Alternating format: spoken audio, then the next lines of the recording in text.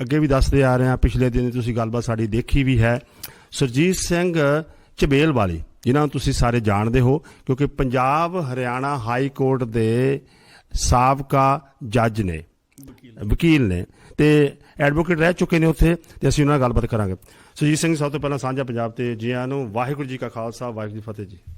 ਬਹੁਤ ਬਹੁਤ ਮਿਹਰਬਾਨੀ ਬਾਬੂ ਸਾਹਿਬ, ਤੁਹਾਨੂੰ ਤੇ ਤੁਹਾਡੇ ਪ੍ਰੋਗਰਾਮ ਸੁਣਨ ਵਾਲਿਆਂ ਨੂੰ ਸਾਰਿਆਂ ਨੂੰ ਹੀ, ਔਰ ਖਾਸ ਤੌਰ ਤੇ ਉਚੇਚੇ ਤੌਰ ਤੇ ਅੱਜ ਜੋ ਸੰਸਾਰ ਪੱਧਰ ਤੇ ਮੇਰੇ ਕਿਸਾਨ ਵੀਰ ਸੁਣ ਰਹੇ ਹੈ, ਉਹਨਾਂ ਨੂੰ ਮੇਰੇ ਵੱਲੋਂ ਵਾਹਿਗੁਰੂ ਜੀ ਕਾ ਖਾਲਸਾ, ਵਾਹਿਗੁਰੂ ਜੀ ਕੀ ਫਤਿਹ।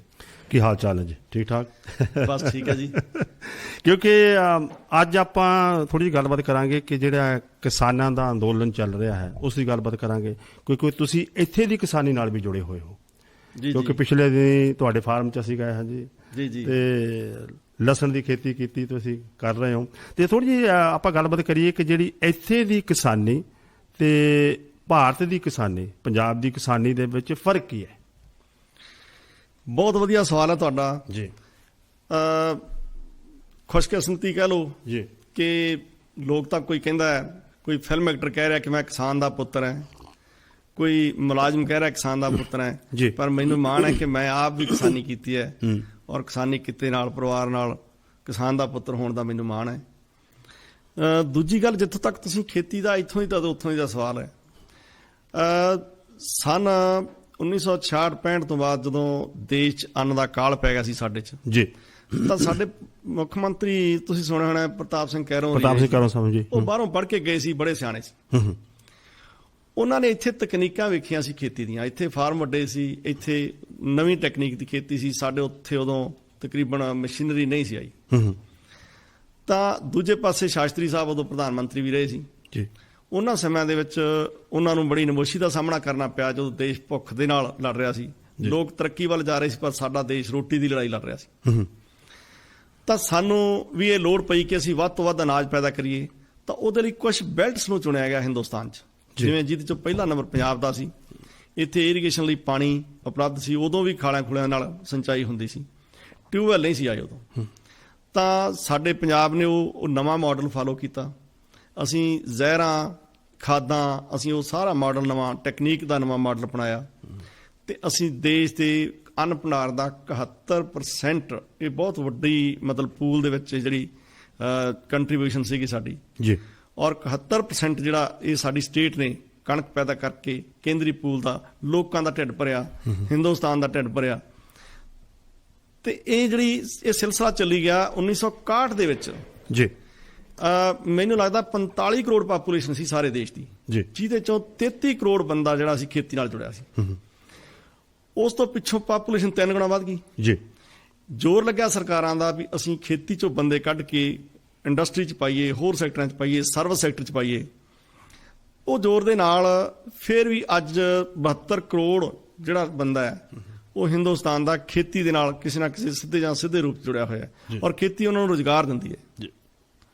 ਹੋਇਆ ਇਹ ਕਿ ਜਿਹੜੇ ਦਾਦੇ ਕੋਲੇ ਜ਼ਮੀਨ ਜਿੰਨੀ ਸੀ ਉਹਦੀ ਤਾਂ ਉਹ 3 ਪੀੜ੍ਹੀਆਂ ਬਦਲ ਗਈਆਂ। ਪਾਪੂਲੇਸ਼ਨ 3 ਗੁਣਾ ਵੱਧ ਗਈ, ਜ਼ਮੀਨ ਉਦੋਂ ਘਟ ਗਈ, ਕਿਉਂਕਿ ਸ਼ਹਿਰਾਂ 'ਚ ਜਿਹੜੀ ਸੀ ਕੋਲੋਨਾਈਜੇਸ਼ਨ ਹੋ ਗਈ, ਜ਼ਮੀਨ ਵੰਡੀ ਵੀ ਗਈ ਨਾ, ਜ਼ਮੀਨ ਵੰਡੀ ਗਈ, ਜ਼ਮੀਨ ਤਾਂ ਵੰਡੀ ਗਈ, ਔਰ ਪਰਿਵਾਰਾਂ ਵਿੱਚ, ਔਰ ਪਾਪੂਲੇਸ਼ਨ ਸਾਡੀ 3 ਗੁਣਾ ਵਧਣ ਕਰਕੇ ਜ਼ਮੀਨ ਘਰਾਂ ਦੇ ਰਕਬੇ ਕਲੋਨੀਆਂ ਦੇ ਹੇਠ ਆ ਗਈ ਜੀ, ਤੇ ਬੜਾ ਸਾਰਾ ਅੱਧਾ ਕਾਫੀ ਸਾਰਾ ਜਿਹੜਾ ਖੇਤੀਯੋਗ ਰਕਬਾ ਸੀ ਸਾਡਾ ਉਹ ਘਟ ਗਿਆ ਜੀ। ਸੋ ਸੰਕਟ, ਜਿੱਥੋਂ ਤੱਕ ਤੁਸੀਂ ਸਵਾਲ ਪੁੱਛਿਆ ਸੀ ਵੀ ਬਾਹਰ ਦੀ ਖੇਤੀ ਦਾ, ਇੱਥੇ ਐਵਰੇਜ ਲੋਕਾਂ ਕੋਲੇ, ਕਿਸਾਨਾਂ ਕੋਲੇ 440 ਏਕੜ ਜ਼ਮੀਨ ਹੈ ਇੱਕ ਬੰਦੇ ਕੋਲੇ। ਉੱਥੇ ਸਾਡੇ ਕੋਲੇ ਬਹੁਤਾ ਜਿਹੜਾ ਕਿਸਾਨ ਹੈ ਉਹ 5 ਤੋਂ 15 ਏਕੜ ਵਾਲਾ ਹੈ, ਜਾਂ 4-5 ਏਕੜ ਦਾ ਮਾਲਕ ਹੈ, ਜਿਹੜਾ ਆਲਮੋਸਟ 70% ਜਿਹੜਾ ਸਾਡਾ ਦੇਸ਼ ਦਾ ਕਿਸਾਨ ਹੈ ਉਹਦੇ ਕੋਲ ਖੇਤੀ ਬੜੀ ਥੋੜੀ ਹੈ। ਕਿਉਂਕਿ ਛੋਟਾ ਕਿਸਾਨ ਤਾਂ ਇੱਥੇ ਹੈ ਹੀ ਨਹੀਂ ਨਾ, ਬਿਲਕੁਲ ਤੁਸੀਂ ਛੋਟਾ ਕਿਸਾਨ ਦੇਖਦੇ ਹੀ ਨਹੀਂ ਹੈ ਇੱਥੇ। ਛੋਟਾ ਕਿਸਾਨ ਨਹੀਂ, ਪਰ ਖੇਤੀ ਫਿਰ ਵੀ ਇੱਥੇ ਕਿਸਾਨ ਛੱਡ ਰਹੇ ਹੈ। ਹਰ 2 ਮਿੰਟ ਬਾਅਦ ਇੱਕ ਕਿਸਾਨ ਖੇਤੀ ਛੱਡ ਰਿਹਾ ਹੈ। ਕਿਸਾਨਾਂ ਦੀ ਗਿਣਤੀ 3% ਰਹਿ ਗਈ ਸਾਰੀ, ਔਰ ਹੋਰ ਤਾਂ ਹੋਰ ਖੇਤੀ ਇੱਥੇ ਵੀ ਇੰਨੇ ਭੈੜੇ ਸੰਕਟ ਵਿੱਚ ਹੈ। ਹਾਲਾਂਕਿ ਕਾਰਪੋਰੇਟ ਖੇਤੀ ਹੈ, ਵੱਡੇ ਲੈਵਲ ਤੇ ਖੇਤੀ ਕੀਤੀ ਜਾ ਰਹੀ ਹੈ, ਕੈਸ਼ ਕ੍ਰੌਪਸ ਬਹੁਤ ਜ਼ਿਆਦਾ ਪੈਦਾ ਕੀਤੀਆਂ ਜਾ ਰਹੀਆਂ। ਜਿਵੇਂ ਤੁਸੀਂ ਸਾਨੂੰ ਕਿਹਾ ਸੀ ਕਿ ਇੱਥੇ ਵੀ ਕਿਸਾਨ ਭੁੱਖ ਨਾਲ ਹੀ ਲੜ ਰਿਹਾ ਜੀ। ਸੋ ਜਿੱਥੋਂ ਤੱਕ ਸਵਾਲ ਸੀ ਖੇਤੀ ਦੇ ਸੰਕਟ ਦਾ, ਉਹ ਹੋਇਆ ਇਹ ਸੀਗੇ ਕਿ ਗਵਰਨਮੈਂਟ ਨੂੰ ਇਹ ਸੀ ਕਿ ਜਿਹੜੇ ਲੋਕ ਗਰੀਬੀ ਦੀ ਰੇਖਾ ਤੋਂ ਥੱਲੇ ਰਹਿ ਰਹੇ ਸੀ ਕਾਫੀ ਲੋਕ ਜੀ, ਔਰ ਉਹ ਲੋਕ, ਉਹਨਾਂ ਦੇ ਲਈ ਫੂਡ ਨਿਊਟ੍ਰੀਸ਼ਨ ਵੈਲਿਊ ਨਹੀਂ ਸੀ ਮਿਲ ਰਹੀ। ਉਹਨਾਂ ਨੂੰ ਲੱਗਦਾ ਸੀ ਵੀ ਜੇ ਫੂਡ ਮਹਿੰਗਾ ਹੋ ਗਿਆ ਜੀ, ਜੇ ਖਾਣ ਵਾਲੀਆਂ ਚੀਜ਼ਾਂ ਮਹਿੰਗੀਆਂ ਹੋ ਗਈਆਂ, ਸਬਜ਼ੀਆਂ ਮਹਿੰਗੀਆਂ ਹੋ ਗਈਆਂ, ਅਨਾਜ ਮਹਿੰਗੇ ਹੋ ਗਏ, ਦੁੱਧ ਮਹਿੰਗਾ ਹੋ ਗਿਆ, ਤਾਂ ਇਨਫਲੇਸ਼ਨ ਜਿਹੜੀ ਹੈ ਨਾ ਉਹ ਵੱਧ ਜੂਗੀ ਜੀ। ਇਨਫਲੇਸ਼ਨ ਨੂੰ ਕੰਟਰੋਲ ਕਰਨ, ਇਨਫਲੇਸ਼ਨ ਤੁਸੀਂ ਸਮਝਦੇ ਹੋ, ਮਨੀ ਜਿਹੜਾ ਡੀਵੈਲਿਊ ਹੁੰਦਾ ਰਹਿੰਦਾ, ਪੈਸੇ ਦਾ ਮੁੱਲ ਘਟਦਾ ਰਹਿੰਦਾ। ਦੱਸ ਰਹੀ ਹੈ। ਸੋ ਪੈਸੇ ਦਾ ਮੁੱਲ ਘਟਣ ਦੇ ਉੱਤੇ ਕੰਟਰੋਲ ਕਰਨ ਵਾਸਤੇ ਉਹਨਾਂ ਨੇ ਖੇਤੀ ਵਾਲੀਆਂ ਜਿਹੜੀਆਂ ਚੀਜ਼ਾਂ ਸੀ ਉਹਨਾਂ ਦੀ ਪ੍ਰਾਈਸ ਨਹੀਂ ਵਧਣ ਦਿੱਤੀ। ਮੈਂ ਤੁਹਾਨੂੰ ਇੱਕ ਗੱਲ ਦੱਸ ਦੇਣਾ ਚਾਹੁੰਦਾ ਵੀ ਸਨ 70 ਦੇ ਵਿੱਚ ਜੀ ਜਾਂ 75 ਤੱਕ 76 ਰੁਪਏ ਕੁਇੰਟਲ ਕਣਕ ਹੁੰਦੀ ਸੀ। ਦੱਸ ਰਹੀ ਹੈ। ਜੇ ਉਦੋਂ ਤੁਸੀਂ ਮੁਲਾਜ਼ਮਾਂ ਦੀ ਤਨਖਾਹ ਵੇਖੋ, ਜਿਹੜੇ ਕਾਲਜ ਟੀਚਰਸ ਨੇ ਉਹਨਾਂ ਦੀਆਂ ਤਨਖਾਹਾਂ 120% ਵੱਧ ਗਈਆਂ, ਸਕੂਲ ਮਾਸਟਰਾਂ ਦੀਆਂ ਤਨਖਾਹਾਂ 150% ਤੋਂ 200% ਵੱਧ ਗਈਆਂ, ਜਿਹੜੇ ਲੋਕ ਕਾਰਪੋਰੇਟ ਸੈਕਟਰ ਦੇ ਨਾਲ ਜੁੜੇ ਸੀ ਉਹਨਾਂ ਦੀਆਂ ਤਨਖਾਹਾਂ ਤੇ ਉਹਨਾਂ ਦੀ ਇਨਕਮ 300% ਵੱਧ ਗਈ। ਪਰ ਤੁਸੀਂ ਯਾਦ ਹੋਣਾ ਤੁਹਾਨੂੰ, ਅਸੀਂ ਨਰਮੇ ਦੀ ਬੈਲਟ ਦੇ ਬੰਦੇ ਆ, ਜੇ ਕਾਟਨ ਬੈਲਟ ਫੇਲ ਨਾ ਹੁੰਦੀ ਤਾਂ ਸ਼ਾਇਦ ਮੈਂ ਅੱਜ ਇੱਥੇ ਨਾ ਹੁੰਦਾ। ਦੱਸ ਰਹੀ ਹੈ। ਤਾਂ ਉਹ ਜਿਹੜਾ ਕਿਸਾਨ ਦੀ ਇਨਕਮ ਸੀਗੀ ਉਹ 20 ਗੁਣਾ ਜਾਂ 25 ਗੁਣਾ 19 ਗੁਣਾ ਵਧੀਆ ਹੈ। ਜੇ 2016 ਦਾ ਅਸੀਂ ਅੰਕੜਾ ਚੱਕੀਏ ਤੇ 1976 ਦਾ ਅੰਕੜਾ ਚੱਕੀਏ, 40 ਸਾਲ ਬਾਅਦ ਕਿਸਾਨ ਦੀ ਇਨਕਮ 19 ਗੁਣਾ ਵਧੀਆ ਹੈ ਔਰ ਟੀਚਰ ਦੀ ਤਨਖਾਹ 200 ਗੁਣਾ ਵਧੀਆ ਹੈ।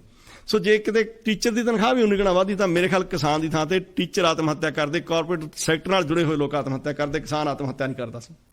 ਹੁਣ ਸੁਰਜੀਤ ਸਿੰਘ ਜੀ, ਇਹ ਹੈ ਕਿ ਦੇਖੋ ਜਿਹੜਾ ਬਿੱਲ ਸਰਕਾਰ ਨੇ ਲੈ ਕੇ ਆਂਦਾ ਉਹਦੇ ਬਾਰੇ ਤੁਹਾਡਾ ਕੀ ਨਜ਼ਰੀਆ?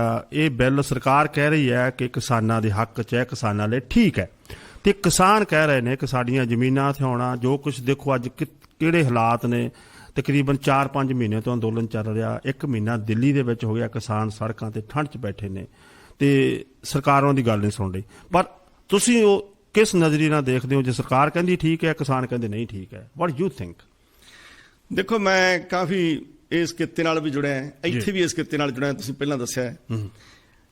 ਇਹ ਜਿਹੜੇ ਬਿੱਲ ਲੈ ਕੇ ਆਏ ਨਾ, ਮੈਂ ਤਾਂ ਕਹਿੰਦਾ ਕਿਸਾਨਾਂ ਲਈ ਵਧੀਆ ਹੋਇਆ, ਕਿਉਂਕਿ ਕਿਸਾਨ ਜਾਗ ਪਿਆ, ਦੇਸ਼ ਦਾ ਕਿਸਾਨ ਜਾਗ ਪਿਆ। ਕਿਸਾਨ ਨਾਲ ਧੱਕਾ ਤਾਂ 40 ਸਾਲ ਤੋਂ ਹੋ ਰਿਹਾ ਸੀ, ਔਰ ਇਹ ਬਿੱਲ ਲਿਆ ਕੇ ਤਾਂ ਮੈਨੂੰ ਇਹ ਲੱਗਿਆ ਕਿ ਸਰਕਾਰਾਂ ਨੇ, ਵੇਖੋ ਸਰਕਾਰਾਂ ਦੀ ਮਜਬੂਰੀ ਕੀ ਸੀ ਕਿ ਅਸੀਂ ਖੇਤੀਬਾੜੀ ਨਾਲ ਜੁੜੇ ਹੋਏ 60% ਬੰਦੇ ਆ ਜਿਹੜੇ ਅੱਜ ਦੇਸ਼ ਦਾ 72 ਕਰੋੜ ਬੰਦਾ, ਮੇਰੇ ਖਿਆਲ ਸੰਸਾਰ ਦੀ ਸਭ ਤੋਂ ਵੱਡੀ ਪਾਪੂਲੇਸ਼ਨ ਹੈ ਜੀ।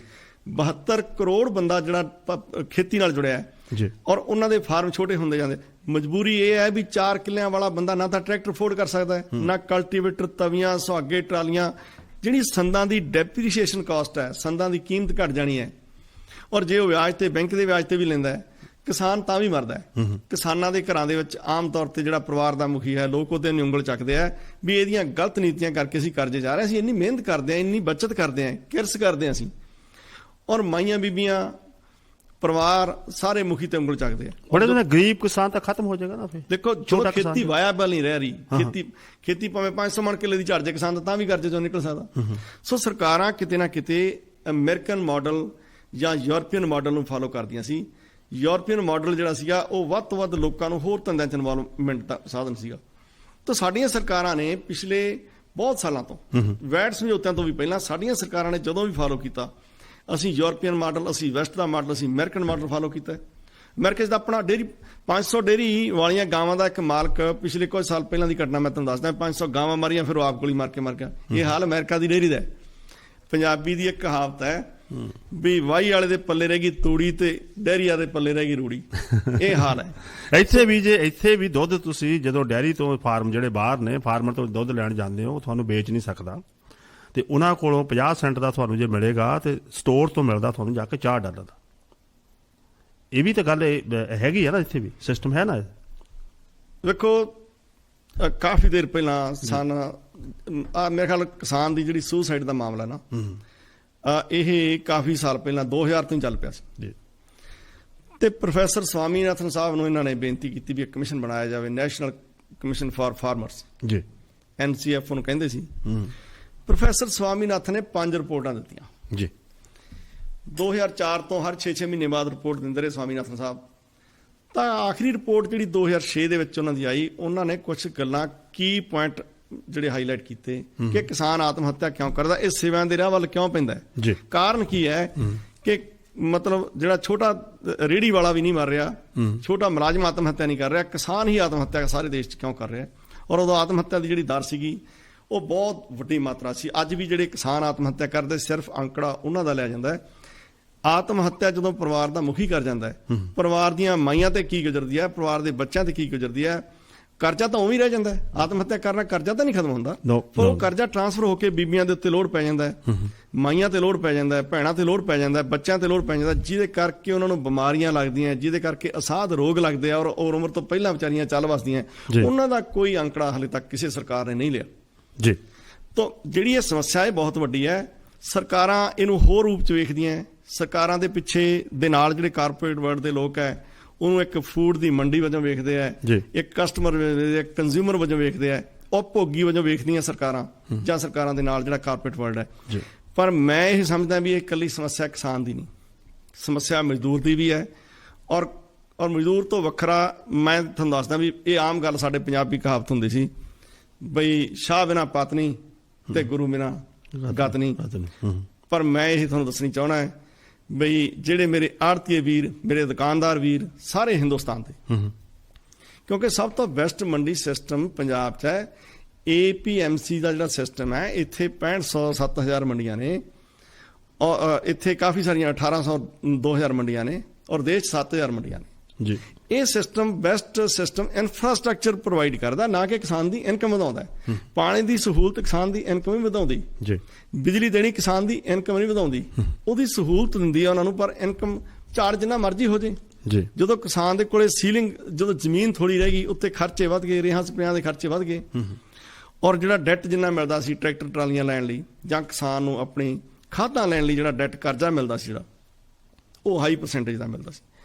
ਕਰਜ਼ੇ ਦਾ ਵਿਆਜ ਵੀ ਕਿਸਾਨ ਦੀ ਆਤਮ ਹੱਤਿਆ ਦਾ ਇੱਕ ਮੁੱਖ ਕਾਰਨ ਸੀ।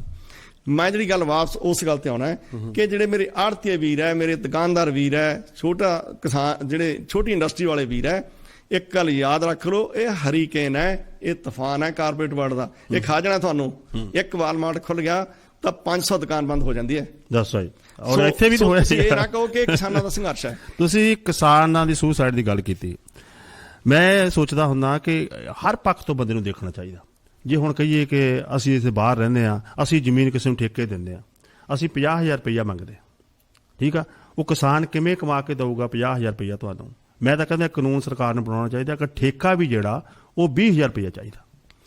ਤੁਸੀਂ ਬਾਹਰ ਦੇ ਠੇਕੇ ਦੀ ਜਿਹਦੀ ਗੱਲ ਕੀਤੀ ਹੈ, ਮੈਂ ਕਈ ਦੁਆਬੇ ਚ ਇਹਨੂੰ ਕਹਿੰਦੇ ਹਾਲਾ। ਮੇਰੇ ਸਿੱਧੂ ਸਾਹਿਬ ਗੱਲ ਕਰਦੇ ਸੀ, ਕਹਿੰਦੇ ਹਾਲਾ ਵੱਧ ਗਿਆ ਸਾਡੇ ਵੀ ਹਾਲਾ ਕਹਿੰਦੇ ਆ। ਸੰਗਰੂਰ ਬਠਿੰਡੇ ਬੰਨੀ ਇਹਨੂੰ ਮਾਮਲਾ ਕਹਿੰਦੇ ਆ, ਕਈ ਥਾਵਾਂ ਤੇ ਠੇਕਾ ਕਹਿੰਦੇ ਆ।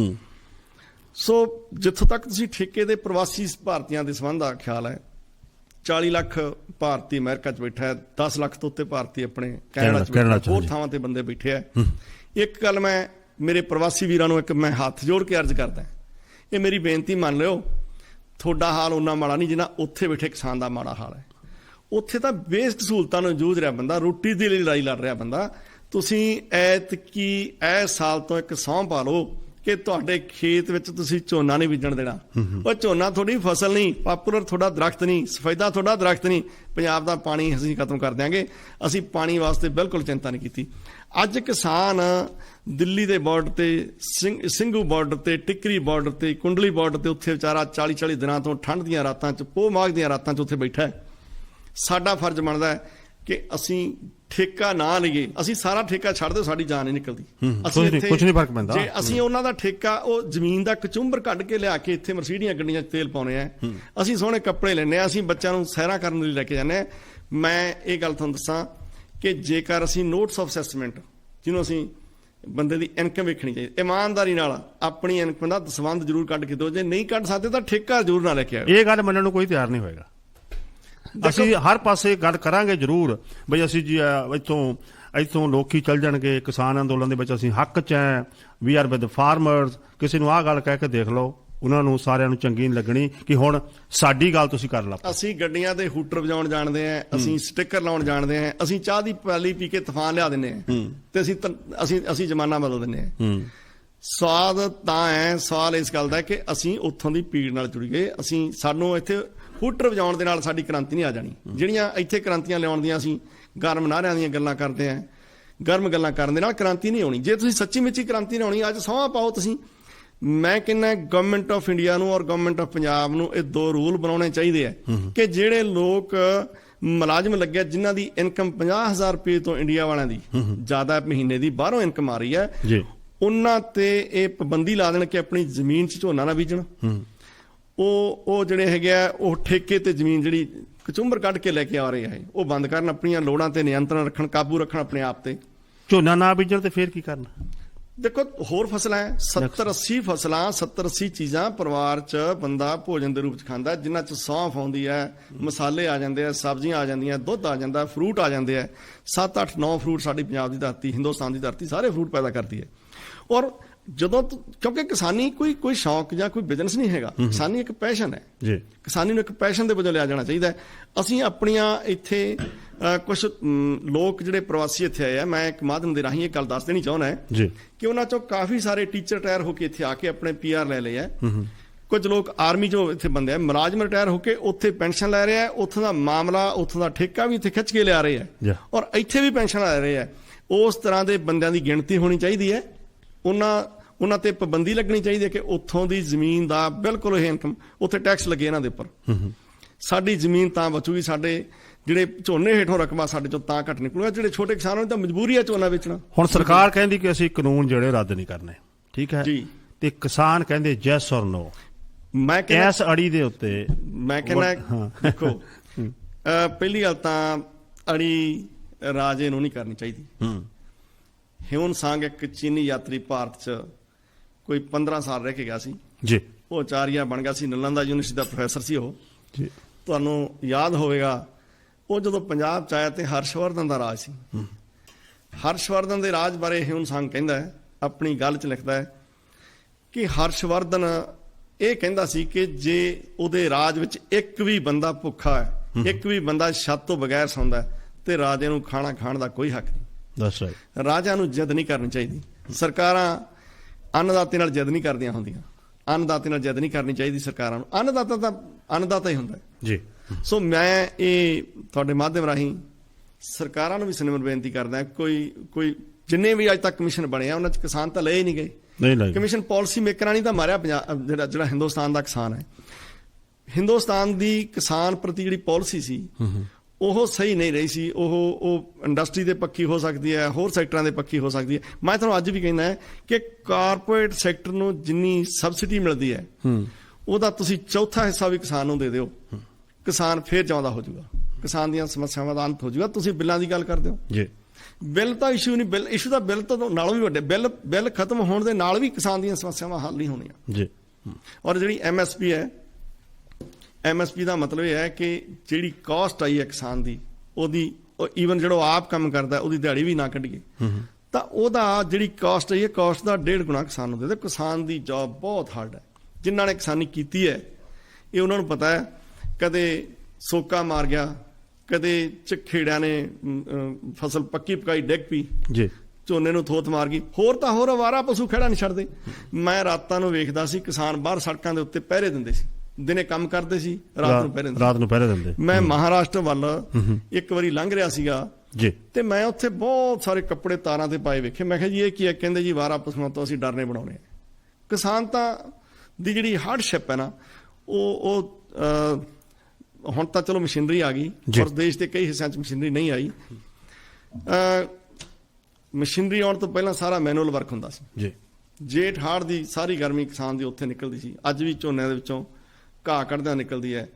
ਪੋਹ ਮਾਘ ਦੀਆਂ ਰਾਤਾਂ ਨੂੰ ਰਾਤ ਨੂੰ ਪਾਣੀ ਲਾਉਂਦਾ, ਉਹ ਸੱਪਾਂ ਦੀਆਂ ਸਿਰੀਆਂ ਮੱਧਦੇ ਕਿਸਾਨ ਦੇ ਪੁੱਤ ਦਲੇਰ ਹੋਣ ਕਰਕੇ ਆਰਮੀ ਚ ਜਾਂਦੇ ਆ, CRP ਜਾਂਦੇ ਆ। ਸਾਡੇ ਦੇਸ਼ ਦੀ ਸਿਕਿਉਰਿਟੀ ਦਾ ਬਹੁਤਾ ਹਿੱਸਾ ਕਿਸਾਨਾਂ ਦਾ ਹੈ। ਸੋ ਮੈਂ ਇਹ ਸਰਕਾਰਾਂ ਨੂੰ ਸਿਨੇਮਨ ਬੇਨਤੀ ਕਰਦਾ ਵੀ ਇਹਨਾਂ ਨੂੰ ਪਿਆਰ ਨਾਲ ਇਹਨਾਂ ਨਾਲ ਗੱਲ ਕਰੋ, ਇਹਨਾਂ ਦੀਆਂ ਸਮੱਸਿਆਵਾਂ ਦਾ ਹੱਲ ਹੋ ਸਕਦਾ ਹੈ। ਸਰਕਾਰਾਂ ਚਾਹਣ ਤਾਂ ਕੀ ਨਹੀਂ ਹੋ ਸਕਦਾ। ਕਿਉਂਕਿ ਅਸੀਂ ਗੱਲਬਾਤ ਕਰ ਰਹੇ ਹਾਂ ਸਾਂਝਾ ਪੰਜਾਬ ਦੇ ਵਿੱਚ। ਅਸੀਂ ਤੁਹਾਨੂੰ ਲੈ ਕੇ ਚੱਲਾਂਗੇ ਦਿੱਲੀ। ਸੁਸ਼ੀਲ ਦਸਾਂਝ ਸਾਹਿਬ ਵੀ ਸਟੈਂਡ ਬਾਈ ਤੇ ਨੇ। ਸੁਰਜੀਤ ਸਿੰਘ ਝਬੇਲ ਵਾਲੀ ਸਾਡੇ ਅੱਜ ਦੇ ਮਹਿਮਾਨ ਨੇ। ਸੁਰਜੀਤ ਸਿੰਘ ਜੀ, ਹਫ਼ਤੇ ਵਿੱਚ ਜਾਂ ਇੱਕ ਹਫ਼ਤਾ ਛੱਡ ਕੇ ਤੇ ਸਾਡੇ ਨਾਲ ਹਾਜ਼ਰੀ ਜ਼ਰੂਰ ਲਵਾਇਆ ਕਰੋ, ਕਿਉਂਕਿ ਮੈਨੂੰ ਤੁਹਾਡੀਆਂ ਗੱਲਾਂ ਬੜੀਆਂ ਵਧੀਆ ਲੱਗੀਆਂ ਕਿ ਤੁਹਾਨੂੰ ਜਾਣਕਾਰੀ ਬੜੀ ਇਸ ਬਾਰੇ। ਜੀ ਮੈਂ ਕਿੱਤੇ ਨਾਲ ਜੁੜਿਆ ਔਰ ਮੈਂ ਤਾਂ ਹੱਸਦਾ ਹੁੰਦਾ ਕਿ ਇੰਡੀਆ ਬੈਠੇ ਜਿਹੜੇ ਬਾਰਡਰ ਤੇ ਬੈਠੇ ਆ, ਮੈਨੂੰ ਬੜੀ ਹਮਦਰਦੀ ਉਹਨਾਂ ਨਾਲ। ਅੱਜ ਮੈਂ ਹੁੰਦਾ ਤਾਂ ਮੈਨੂੰ ਲੱਗਦਾ ਸੀ ਕਿ ਅਸੀਂ ਉੱਥੇ ਹੋਣਾ ਸੀ ਜੀ, ਪਰ ਸਾਡੀ ਅਜੇ ਵੀ ਆਤਮਾ ਉੱਥੇ ਹੀ ਹੈ, ਸਾਡੇ ਤਾਂ ਸਰੀਰ ਇੱਥੇ ਬੈਠੇ ਆ। ਬਿਲਕੁਲ ਸਹੀ ਗੱਲ ਹੈ। ਪ੍ਰੋਗਰਾਮ ਸਾਂਝਾ ਪੰਜਾਬ ਦੇ ਵਿੱਚ ਇੱਕ ਬ੍ਰੇਕ ਤੋਂ ਬਾਅਦ ਫਿਰ ਵਾਪਸ ਆਉਂਦੇ ਲੈ ਚੱਲਾਂਗੇ ਸਾਨੂੰ ਦਿੱਲੀ, ਤੇ ਸੁਰਜੀਤ ਸਿੰਘ ਸਾਡੇ ਇਸੇ ਤਰ੍ਹਾਂ ਮਹਿਮਾਨ ਰਹਿਣਗੇ ਸਾਂਝਾ ਪੰਜਾਬ ਦੇ। ਤੁਸੀਂ ਕੋਈ ਵੀ ਗੱਲ ਕਰਨੀ 9054584444 905454444 9054584444 ਅਸੀਂ ਸਟੂਡੀਓ ਵਿੱਚ ਸਪੈਸ਼ਲ ਤੌਰ ਤੇ ਵੈਲਕਮ ਕਰਨਾ ਚਾਹੁੰਦੇ ਹਾਂ। ਸੈਮ ਭੁੱਲਰ ਸਾਹਿਬ ਸਟੂਡੀਓ ਪਹੁੰਚੇ ਨੇ, ਅਸੀਂ ਉਹਨਾਂ ਸਟੂਡੀਓ ਵਿੱਚ ਜੀਆਂ ਨੂੰ ਕਹਿੰਦੇ ਹਾਂ, ਤੇ ਜਾਸ਼ੂਆ ਸਿੱਧੂ ਉਹ ਵੀ ਸਟੂਡੀਓ ਪਹੁੰਚੇ ਨੇ, ਅਸੀਂ ਉਹਨਾਂ ਨੂੰ ਜੀਆਂ ਨੂੰ ਕਹਿੰਦੇ ਹਾਂ। ਤੇ ਹੁਣ ਅਸੀਂ ਗੱਲਬਾਤ ਕਰਨ ਜਾ ਰਹੇ ਹਾਂ ਸੁਰਜੀਤ ਸਿੰਘ ਝਵੇਲਵਾਲੀ ਉਹਨਾਂ ਦੇ ਨਾਲ, ਜੋ ਕਿ ਪ੍ਰੋਗਰਾਮ ਦੇ ਸ਼ੁਰੂ ਦੇ ਵਿੱਚ ਵੀ ਅਸੀਂ ਉਹਨਾਂ ਨਾਲ ਗੱਲਬਾਤ ਕੀਤੀ ਸੀ ਕਿਸਾਨ ਅੰਦੋਲਨ ਬਾਰੇ ਕੁਝ ਗੱਲਬਾਤ ਕਰਾਂਗੇ। ਸੁਰਜੀਤ ਸਿੰਘ ਜੀ ਸਭ ਤੋਂ ਪਹਿਲਾਂ ਫਿਰ ਇੱਕ ਵਾਰੀ ਫਿਰ ਤੁਹਾਨੂੰ ਬ੍ਰੇਕ ਤੋਂ ਬਾਅਦ ਜੀ ਹਾਂ, ਸਤਿ ਸ਼੍ਰੀ ਅਕਾਲ। ਥੈਂਕ ਯੂ ਜੀ, ਥੈਂਕ ਯੂ ਜੀ। ਤੇ ਥੋੜੀ ਜਿਹੀ ਗੱਲਬਾਤ ਕਰੀਏ ਕਿਸਾਨ ਅੰਦੋਲਨ ਦੇ ਵਿੱਚ ਜਿਹੜਾ ਭਾਈਚਾਰਾ ਹੈ। ਤੁਸੀਂ ਦੇਖੋ ਵੈਸੇ ਕਿਸਾਨ ਦੀ ਕੋਈ ਜਾਤ ਨਹੀਂ ਹੁੰਦੀ, ਕਈ ਵਾਰੀ ਅਸੀਂ ਇੱਕ ਗੱਲ ਨੂੰ ਲੈ ਕੇ ਬਹਿ ਜਾਂਦੇ ਹਾਂ ਕਿ ਅਸੀਂ ਕਿਸਾਨੀ ਕਰਦੇ ਹਾਂ, ਤੁਸੀਂ ਕਿਸਾਨੀ ਕਰਦੇ ਹਾਂ, ਬਟ ਇਹ ਇੱਕ ਭਾਈਚਾਰਾ ਕਿਸਾਨ ਜਿਹੜੀ ਸਾਹਮਣੇ ਆਈ ਹੈ ਉਹਦੇ ਬਾਰੇ ਤੁਸੀਂ ਕੀ ਕਹਿਣਾ ਚਾਹੁੰਦੇ? ਮੈਂ ਤਾਂ ਇਹ ਕਹੂੰਗਾ ਜੀ ਵੀ ਭਾਈਚਾਰਾ, ਮੈਂ ਤਾਂ ਕਹਿੰਦਾ ਕਿਸਾਨਾਂ ਦੀ ਇਹ ਜਿੱਤ ਹੋ ਚੁੱਕੀ ਹੈ, ਕਿਸਾਨ ਤਾਂ ਜਿੱਤ ਚੁੱਕੇ ਹੈ ਜੀ, ਕਿਉਂਕਿ ਉਹ ਭਾਈਚਾਰ ਕਿਸਾਨ ਜਿਹੜੀ ਨਾ ਉਹਨਾਂ ਨੇ ਜਿਹੜੀ ਉਦਾਹਰਨ ਦਿੱਤੀ ਹੈ ਸੰਸਾਰ ਭਰ ਦੇ ਵਿੱਚ। ਜਦੋਂ ਵੀ ਕਿਤੇ ਅੰਦੋਲਨਾਂ ਦਾ ਜ਼ਿਕਰ ਆਊਗਾ ਜੀ ਤਾਂ ਸਾਡੇ ਇਤਿਹਾਸ ਕਿਸਾਨ ਅੰਦੋਲਨ ਦਾ ਸਭ ਤੋਂ ਵੱਡਾ, ਸਭ ਤੋਂ ਸ਼ਾਂਤੀਪੂਰਵਕ ਔਰ ਸਭ ਤੋਂ ਵੈਲ ਡਿਸਪਲਿਨਡ ਅੰਦੋਲਨ ਇਹ ਸਾਬਤ ਹੋਇਆ ਹੈ। ਇਹਦੇ ਬਾਰੇ ਮੈਂ ਸਿਰਫ ਇੰਨੀ ਗੱਲ ਕਹਿਣੀ ਚਾਹੂੰਗਾ ਜੀ ਕਿ ਇੱਕ ਐਗਜ਼ਾਮਪਲ ਦਿੰਦਾ ਛੋਟੀ ਜਿਹੀ। ਪਿੱਛੇ ਨਾ ਇੱਕ ਕਾਲੇ ਭਾਈਚਾਰੇ ਨਾਲ ਸੰਬੰਧਿਤ ਜਾਰਜ ਫਲੋਇਡ ਦੀ ਮੌਤ ਹੋ ਗਈ ਸੀ ਅਮਰੀਕਾ 'ਚ, ਸੁਣਿਆ ਹੋਣਾ ਤੁਸੀਂ, ਮਿਸਿਸਿਪੀ ਮੈਨੀਸੋਟਾ ਦੇ ਵਿੱਚ ਨਾ। ਉਹਨਾਂ ਨੇ 2-4 ਦਿਨਾਂ ਦੇ ਅੰਦੋਲਨ ਦੇ ਨਾਲ ਅਮਰੀਕਾ ਦੇ ਲੋਕਾਂ ਦਾ, ਸ਼ਹਿਰੀਆਂ ਦਾ ਨੱਕ 'ਚ ਦਮ ਕਰਤਾ ਸੀ। ਔਰ ਜਿਹੜਾ ਸਾਡਾ ਕਿਸਾਨ ਹੈ, ਇਦੋਂ ਵੱਧ ਅਨੁਸ਼ਾਸਨ, ਇਦੋਂ ਵੱਧ ਸਹਿਨਸ਼ੀਲਤਾ, ਇਦੋਂ ਵੱਧ ਸੇਵਾ ਭਾਵਨਾਵਾਂ ਵਾਲਾ ਅੰਦੋਲਨ ਮੈਂ ਜ਼ਿੰਦਗੀ 'ਚ ਨਾ ਕਿਤੇ ਪੜ੍ਹਿਆ ਤੇ ਨਾ ਕਿਤੇ ਵੇਖਿਆ ਸੀ। ਇੱਕ ਗੱਲ ਮੈਂ ਮੇਰੇ ਕਿਸਾਨ ਵੀਰਾਂ ਨੂੰ ਜ਼ਰੂਰ ਦੱਸਣੀ ਚਾਹਾਂਗਾ ਜੀ, ਆ ਜਿਹੜਾ ਸਿੰਘੂ ਬਾਰਡਰ ਹੈ ਨਾ ਜੀ ਤੇ ਕੁੰਡਲੀ ਬਾਰਡਰ ਹੈ ਜਿਹੜਾ, ਇਹ ਬਾਰਡਰ ਦੇ ਜੇ ਤੁਸੀਂ ਸੱਜੇ ਪਾਸੇ ਵੇਖੋ ਤੇ ਸੋਨੀਪਤ, ਜ਼ਿਲ੍ਹਾ ਸੋਨੀਪਤ ਪੈਂਦਾ ਹੈ। ਉਹਦੇ ਨਾਲ ਜੇ 30 ਕਿਲੋਮੀਟਰ ਤੇ ਰੋਹਤਕ ਤੋਂ ਜਦੋਂ ਜਾਂਦੇ ਆ ਤੇ ਇੱਕ ਖਰਖਾਉਂਦਾ ਨਾਂ ਦਾ ਸ਼ਹਿਰ ਆਉਂਦਾ ਹੈ। ਇਹ ਤਹਿਸੀਲ ਖਰਖਾਉਂਦਾ ਹੈ। ਇਹਦੇ ਬਿਲਕੁਲ ਨਾਲ 5 ਕਿਲੋਮੀਟਰ ਤੇ ਇੱਕ ਸੇਰੀ ਖੰਡਾ ਪਿੰਡ ਹੈ। ਮੈਂ ਤੁਹਾਨੂੰ ਇਤਿਹਾਸ ਦੀ ਯਾਦ ਦਿਵਾਉਣਾ ਹੈ। ਬਾਬਾ ਬੰਦਾ ਸਿੰਘ ਬਹਾਦਰ, ਮੈਂ ਤੁਹਾਨੂੰ ਭਾਈਚਾਰੇ ਦੀਆਂ 2 ਐਗਜ਼ਾਮਪਲਾਂ ਦੇਵਾਂਗਾ, 2 ਮਹਾਂਪੁਰਖਾਂ ਦੀਆਂ ਐਗਜ਼ਾਮਪਲਾਂ ਦੇਵਾਂਗਾ, ਬਹੁਤਾ ਸਮਾਂ ਨਹੀਂ ਲੈਣਾ। ਨਹੀਂ, ਬਹੁਤ ਵਧੀਆ ਗੱਲ, ਆਪਣੇ ਕੋਲ ਨਾ ਤਕਰੀਬਨ 20-25 ਮਿੰਟ ਨੇ। ਹਾਂਜੀ, ਬਹੁਤ ਵਧੀਆ ਗੱਲ ਹੈ ਜੀ। ਜਿਹੜਾ ਖਰਖਾਉਂਦਾ ਦੇ ਨਾਲ ਸੇਰੀ ਖੰਡਾ ਪਿੰਡ ਹੈ ਨਾ, ਬਾਬਾ ਬੰਦਾ ਸਿੰਘ ਬਹਾਦਰ ਉੱਥੇ ਰੁਕਿਆ ਸੀ ਆ ਕੇ ਜੀ। ਉੱਥੋਂ ਡਿਸਪੈਚ ਕੀਤੀਆਂ ਸੀ ਲੈਟਰਸ ਸਾਰੇ ਪੰਜਾਬ ਦੇ, ਮਾਝੇ 'ਚ, ਮਾਲਵੇ 'ਚ, ਦੁਆਬੇ 'ਚ ਤੇ ਹੋਰ ਵੀ ਮਤਲਬ ਪਹਾੜੀ ਖੇਤਰਾਂ ਜਿੱਥੇ ਜਿੱਥੇ ਗੁਰੂ ਸਾਹਿਬ ਦੇ ਨਾਮ ਲੈਵਾ ਸੰਗਤ ਬੈਠੀ ਸੀ। ਹੋਇਆ ਕੀ ਵੀ ਉਹ ਪਿੰਡ ਦਾਈਏ ਜਾਟਾਂ ਦਾ ਪਿੰਡ ਹੈ, ਸੇਰੀ ਖੰਡਾ। ਤੇ ਦਾਈਏ ਜਿਹੜੇ ਜਾਟ ਹੈ ਬੜੇ ਜਿੱਦੀ ਕਿਸਮ ਦੇ, ਅੱਖਰ ਸੁਭਾਅ ਦੇ ਤੇ ਪਰ ਦਿਲੋਂ ਬੜੇ ਸਾਫ਼ ਹੁੰਦੇ ਆ। ਮੈਂ ਤੁਹਾਨੂੰ ਦੱਸ ਦੇਣਾ ਚਾਹੁੰਦਾ ਵੀ ਉਹ ਦਾਈਏ ਕਹਿੰਦੇ ਵੀ ਅਸੀਂ ਤਾਂ ਆਪ ਲੜਾਂਗੇ। ਗੁਰੂ ਸਾਹਿਬ ਦੀ ਜਿਹੜੀ ਸੂਬਾ ਸਰਹੰਦ ਦੀ ਜਿਹੜੀ ਲੜਾਈ ਸੀ, ਉਹ ਕਹਿੰਦੇ ਲੜਾਂਗੇ, ਪਰ ਜੇ ਅਸੀਂ ਜਿਹੜਾ ਸੀ ਉਹਨਾਂ ਦੇ ਜਾਤੀ ਪਾਤੀ ਦਾ ਪ੍ਰਭਾਵ ਸੀਗਾ ਤੇ ਅਸੀਂ ਇਕੱਠੇ ਬਹਿ ਕੇ ਲੰਗਰ ਨਹੀਂ ਛਕਣਾ। ਬਾਬਾ ਬੰਦਾ ਸਿੰਘ ਬਹਾਦਰ ਬਹੁਤ ਹੀ ਸੂਝਵਾਨ ਜਰਨੈਲ ਸੀ ਸਾਡੀ ਕੌਮ ਦੇ। ਉਹ ਕਹਿੰਦੇ ਆਪਾਂ ਲੜਾਈ ਜਿੱਤ ਲਈਏ, ਇਹ ਮਸਲੇ ਛੋਟੇ ਆਪਾਂ ਹੱਲ ਕਰ ਲਾਂਗੇ ਬਾਅਦ 'ਚ, ਧਰਮਾਂ ਦੀਆਂ ਗੱਲਾਂ ਬਾਅਦ 'ਚ ਹੱਲ ਕਰ ਲਾਂਗੇ। ਤੁਸੀਂ ਹਿੰਦੂ ਹੈ, ਹਿੰਦੂ ਰਹੋ, ਪਰ ਆਪਾਂ ਸੱਚ ਦੀ, ਇਨਸਾਫ ਦੀ ਲੜਾਈ ਲੜੀਏ। ਇਤਿਹਾਸ ਗਵਾਹ ਹੈ, ਦਾਈਏ ਦੇ ਆਸੇ-ਪਾਸੇ ਦੇ ਪਿੰਡਾਂ ਦੇ ਫਾਰਮਰ ਬਾਬਾ ਬੰਦਾ ਸਿੰਘ ਬਹਾਦਰ ਦੀ ਫੌਜ ਦਾ ਹਿੱਸਾ ਬਣੇ। ਜੇ ਤੁਸੀਂ ਦਿੱਲੀ ਉੱਥੇ ਕੁੰਡਲੀ ਬਾਰਡਰ ਦੇ ਨੇੜੇ ਜਾਏ ਹੋ, ਨਤਮਸਤਕ ਜ਼ਰੂਰ ਹੋਇਓ। ਵਾਹ ਜੀ। ਤੇ ਜਿਹੜੀ ਗੱਲ ਮੈਂ ਬਾਬਾ ਬੰਦਾ ਸਿੰਘ ਬਹਾਦਰ ਦੇ ਸੰਬੰਧ 'ਚ ਕਰਨੀ ਚਾਹੁੰਦਾ, ਬਾਬਾ ਬੰਦਾ ਸਿੰਘ ਬਹਾਦਰ ਜਦੋਂ ਉੱਥੇ ਦਿੱਲੀ ਕੈਦ ਸੀ, ਭਾਈ ਬਾਜ ਸਿੰਘ ਹੋਰਾਂ ਨੇ ਉਹਨੂੰ ਕਿਹਾ ਕਿ ਬਾਬਾ ਜੀ ਤੁਹਾਨੂੰ ਅਸੀਂ ਰਿਹਾ ਕਰਾ ਦਿੰਦੇ ਹਾਂ, ਤੁਸੀਂ ਨਿਕਲ ਸਕਦੇ ਹੋ। ਉਹ ਕਹਿੰਦੇ ਤੁਸੀਂ ਜ਼ਬਰ ਵੇਖਿਆ, ਹੁਣ ਸਬਰ ਦਾ ਇਮਤਿਹਾਨ ਹੈ। ਸੋ ਦਿੱਲੀ ਨੂੰ ਸਬਰ ਦਾ ਇਮਤਿਹਾਨ ਕਿੰਨਾ ਲੰਬਾ, ਮੈਂ ਇੱਕ ਐਗਜ਼ਾਮਪਲ ਦਿੰਦਾ ਜੀ। ਕਹਿੰਦੇ ਪਹਿਲਾਂ ਸੱਜਾ ਪੈਰ ਵੱਢਿਆ, ਫਿਰ ਖੱਬਾ ਪੈਰ ਵੱਢਿਆ, ਫਿਰ ਹੱਥ ਵੱਢਿਆ, ਫਿਰ ਉਹਨੇ ਸੱਜੀ ਅੱਖ ਕੱਢੀ ਬਾਬਾ ਬੰਦਾ ਸਿੰਘ ਬਹਾਦਰ ਦੀ। 3 ਮਹੀਨਿਆਂ ਤੋਂ ਰੋਟੀ ਨਹੀਂ ਖਾਧੀ ਸੀ ਤੇ ਖਾਣ ਲਈ ਮਿਲਿਆ ਤੇ ਆਪਣੇ ਬੱਚੇ ਦਾ ਮਾਸ ਮਿਲਿਆ, ਤਾਂ ਵੀ ਸਬਰ ਨਹੀਂ ਡੋਲਿਆ। ਮੈਂ ਬੜਾ ਮਤਲਬ ਕਈ ਵਾਰੀ ਭਾਵੁਕ ਹੋ ਜਾਂਦਾ। ਤੇ ਦੂਜਾ ਜਿਹੜਾ ਮਹਾਂਪੁਰਖ ਜਿਨ੍ਹਾਂ ਦੀ ਅਸੀਂ ਅੱਜ ਸਬਰ ਦੀ ਗੱਲ ਕਰਾਂਗੇ, ਉਹ ਨਾਂ ਹੈ ਭਾਈ ਮਤੀ ਦਾਸ ਦਾ। ਅੱਜ ਅਸੀਂ ਬੜੇ ਚੇਤਿਆਂ ਚੋਂ ਸਿਰਫ ਇੰਨਾ ਹੀ ਨਾਂ ਜਾਣਦੇ ਹਾਂ। ਭਾਈ ਮਤੀ ਦਾਸ ਸਭ ਤੋਂ ਪਹਿਲਾਂ ਸ਼ਹੀਦੀ, ਈਵਨ ਗੁਰੂ ਤੇਗ ਬਹਾਦਰ ਸਾਹਿਬ ਤੋਂ ਪਹਿਲਾਂ ਸ਼ਹੀਦੀ ਭਾਈ ਮਤੀ ਦਾਸ ਦੀ ਪਈ ਸੀ ਜੀ। ਦਿੱਲੀ ਜਾਣਦੀ ਸੀ ਭਾਈ ਮਤੀ ਦਾਸ ਨੂੰ, ਬੰਦ ਕੋਠਾ ਦਿੱਲੀ ਜਾਣਦੀ ਸੀ ਮਤੀ ਦਾਸ ਨੂੰ ਕਿ ਮਤੀ ਦਾਸ ਦੇ ਪੜਦਾਦੇ ਭਾਈ ਪਰਾਗਾ ਜੀ, ਬਾਬਾ ਪਰਾਗਾ ਤੇ ਬਾਬਾ ਪੈੜਾ, ਉਸ ਤੋਂ ਪਹਿਲਾਂ ਸਿੱਖਾਂ ਦੇ ਕੋਲ ਸਿਰਫ ਕੀਰਤਨ ਸਿੱਖ ਕਰਿਆ ਕਰਦੇ ਸੀ। ਹਥਿਆਰਬੰਦ ਸੰਘਰਸ਼ ਬਾਬਾ ਪਰਾਗਾ ਜੀ ਲੈ ਕੇ ਆਏ ਸਿੱਖਾਂ 'ਚ। ਸਿੱਖਾਂ ਦੇ ਪਹਿਲੇ ਜਰਨੈਲ ਬਾਬਾ ਪਰਾਗਾ ਜੀ ਹੋਏ ਆ। ਇਹ ਵੱਖਰੀ ਗੱਲ, ਅਸੀਂ ਅੱਜ ਉਹਨਾਂ ਦੇ ਨਾਂ ਭੁੱਲ ਗਏ ਹਾਂ। ਦਿੱਲੀ ਜਾਣਦੀ ਸੀ ਕਿ ਭਾਈ ਮਤੀ ਦਾਸ ਬਾਬਾ ਪਰਾਗਾ ਜੀ ਦੀ ਸੰਤਾਨ ਹੈ, ਬਾਬਾ ਪਰਾਗਾ ਜੀ ਦੇ ਵੰਸ਼ ਵਿੱਚੋਂ ਹੈ, ਪੈੜਾ ਜੀ ਦੇ ਵੰਸ਼ ਵਿੱਚੋਂ ਹੈ, ਜਿਨ੍ਹਾਂ ਨੇ ਸ੍ਰੀ ਹਰਗੋਬਿੰਦ ਸਾਹਿਬ ਨੂੰ ਸ਼ਸਤਰ ਵਿੱਦਿਆ ਦਿੱਤੀ ਸੀ। ਪਹਿਲੇ ਘੋੜਸਵਾਰ ਸੈਨਾ ਦੇ ਜਰਨੈਲ, ਸਿੱਖਾਂ ਦੇ ਪਹਿਲੇ ਜਰਨੈਲ, ਹਥਿਆਰਬੰਦ ਜਰਨੈਲ ਬਾਬਾ ਪਰਾਗਾ ਜੀ, ਰਹੀਲਾ ਦੀ ਜੰਗ 'ਚ ਸ਼ਹੀਦੀ ਪ੍ਰਾਪਤ ਕੀਤੀ, ਪਹਿਲੇ ਵੱਡੇ ਸ਼ਹੀਦ ਜੀ। ਔਰ ਭਾਈ ਮਤੀ ਦਾਸ ਦੇ 3 ਸਪੁੱਤਰ ਸੀ। ਉਹਨਾਂ ਦਾ ਇੱਕ ਸਪੁੱਤਰ ਭਾਈ ਸਾਹਿਬ ਸਿੰਘ, ਜਿਨੇ ਬਾਬਾ ਦੀਪ ਸਿੰਘ ਹੋਰਾਂ ਨੂੰ, ਭਾਈ ਬਚਿੱਤਰ ਸਿੰਘ ਹੋਰਾਂ ਨੂੰ, ਗੁਰੂ ਸਾਹਿਬ ਦੇ ਸਾਹਿਬਜ਼ਾਦਿਆਂ ਨੂੰ ਯੁੱਧ ਕਰਨਾ ਸਿਖਾਇਆ, ਸ਼ਸਤਰ ਵਿੱਦਿਆ ਦਿੱਤੀ। ਇਤਿਹਾਸਕਾਰ ਉਹਨਾਂ ਦੀ ਤੁਲਨਾ ਮਹਾਭਾਰਤ ਦੇ ਅਭਿਮਨੂ ਨਾਲ ਕਰਦਾ ਹੈ। ਭਾਈ ਮਤੀ ਦਾਸ ਜੀ ਉਸ ਖਾਨਦਾਨ ਦੇ ਬੰਦੇ ਸੀ। ਗੁਰੂ ਤੇਗ ਬਹਾਦਰ ਜੀ ਦਾ ਵੀ ਪਹਿਲਾ ਨਾਂ ਤਿਆਗਮੱਲ ਸੀ ਜੀ। ਜਦੋਂ ਉਹਨਾਂ ਨੇ ਤੇਗ ਵਾਹੀ ਤੇ ਉਹਨਾਂ ਦਾ ਨਾਂ ਤੇਗ ਬਹਾਦਰ ਮਿਲਿਆ। ਉਹ ਵੀ ਲੜਨਾ ਜਾਣਦੇ ਸੀ, ਪਰ ਸਬਰ ਦਾ ਇਮਤਿਹਾਨ ਸੀ ਉੱਥੇ।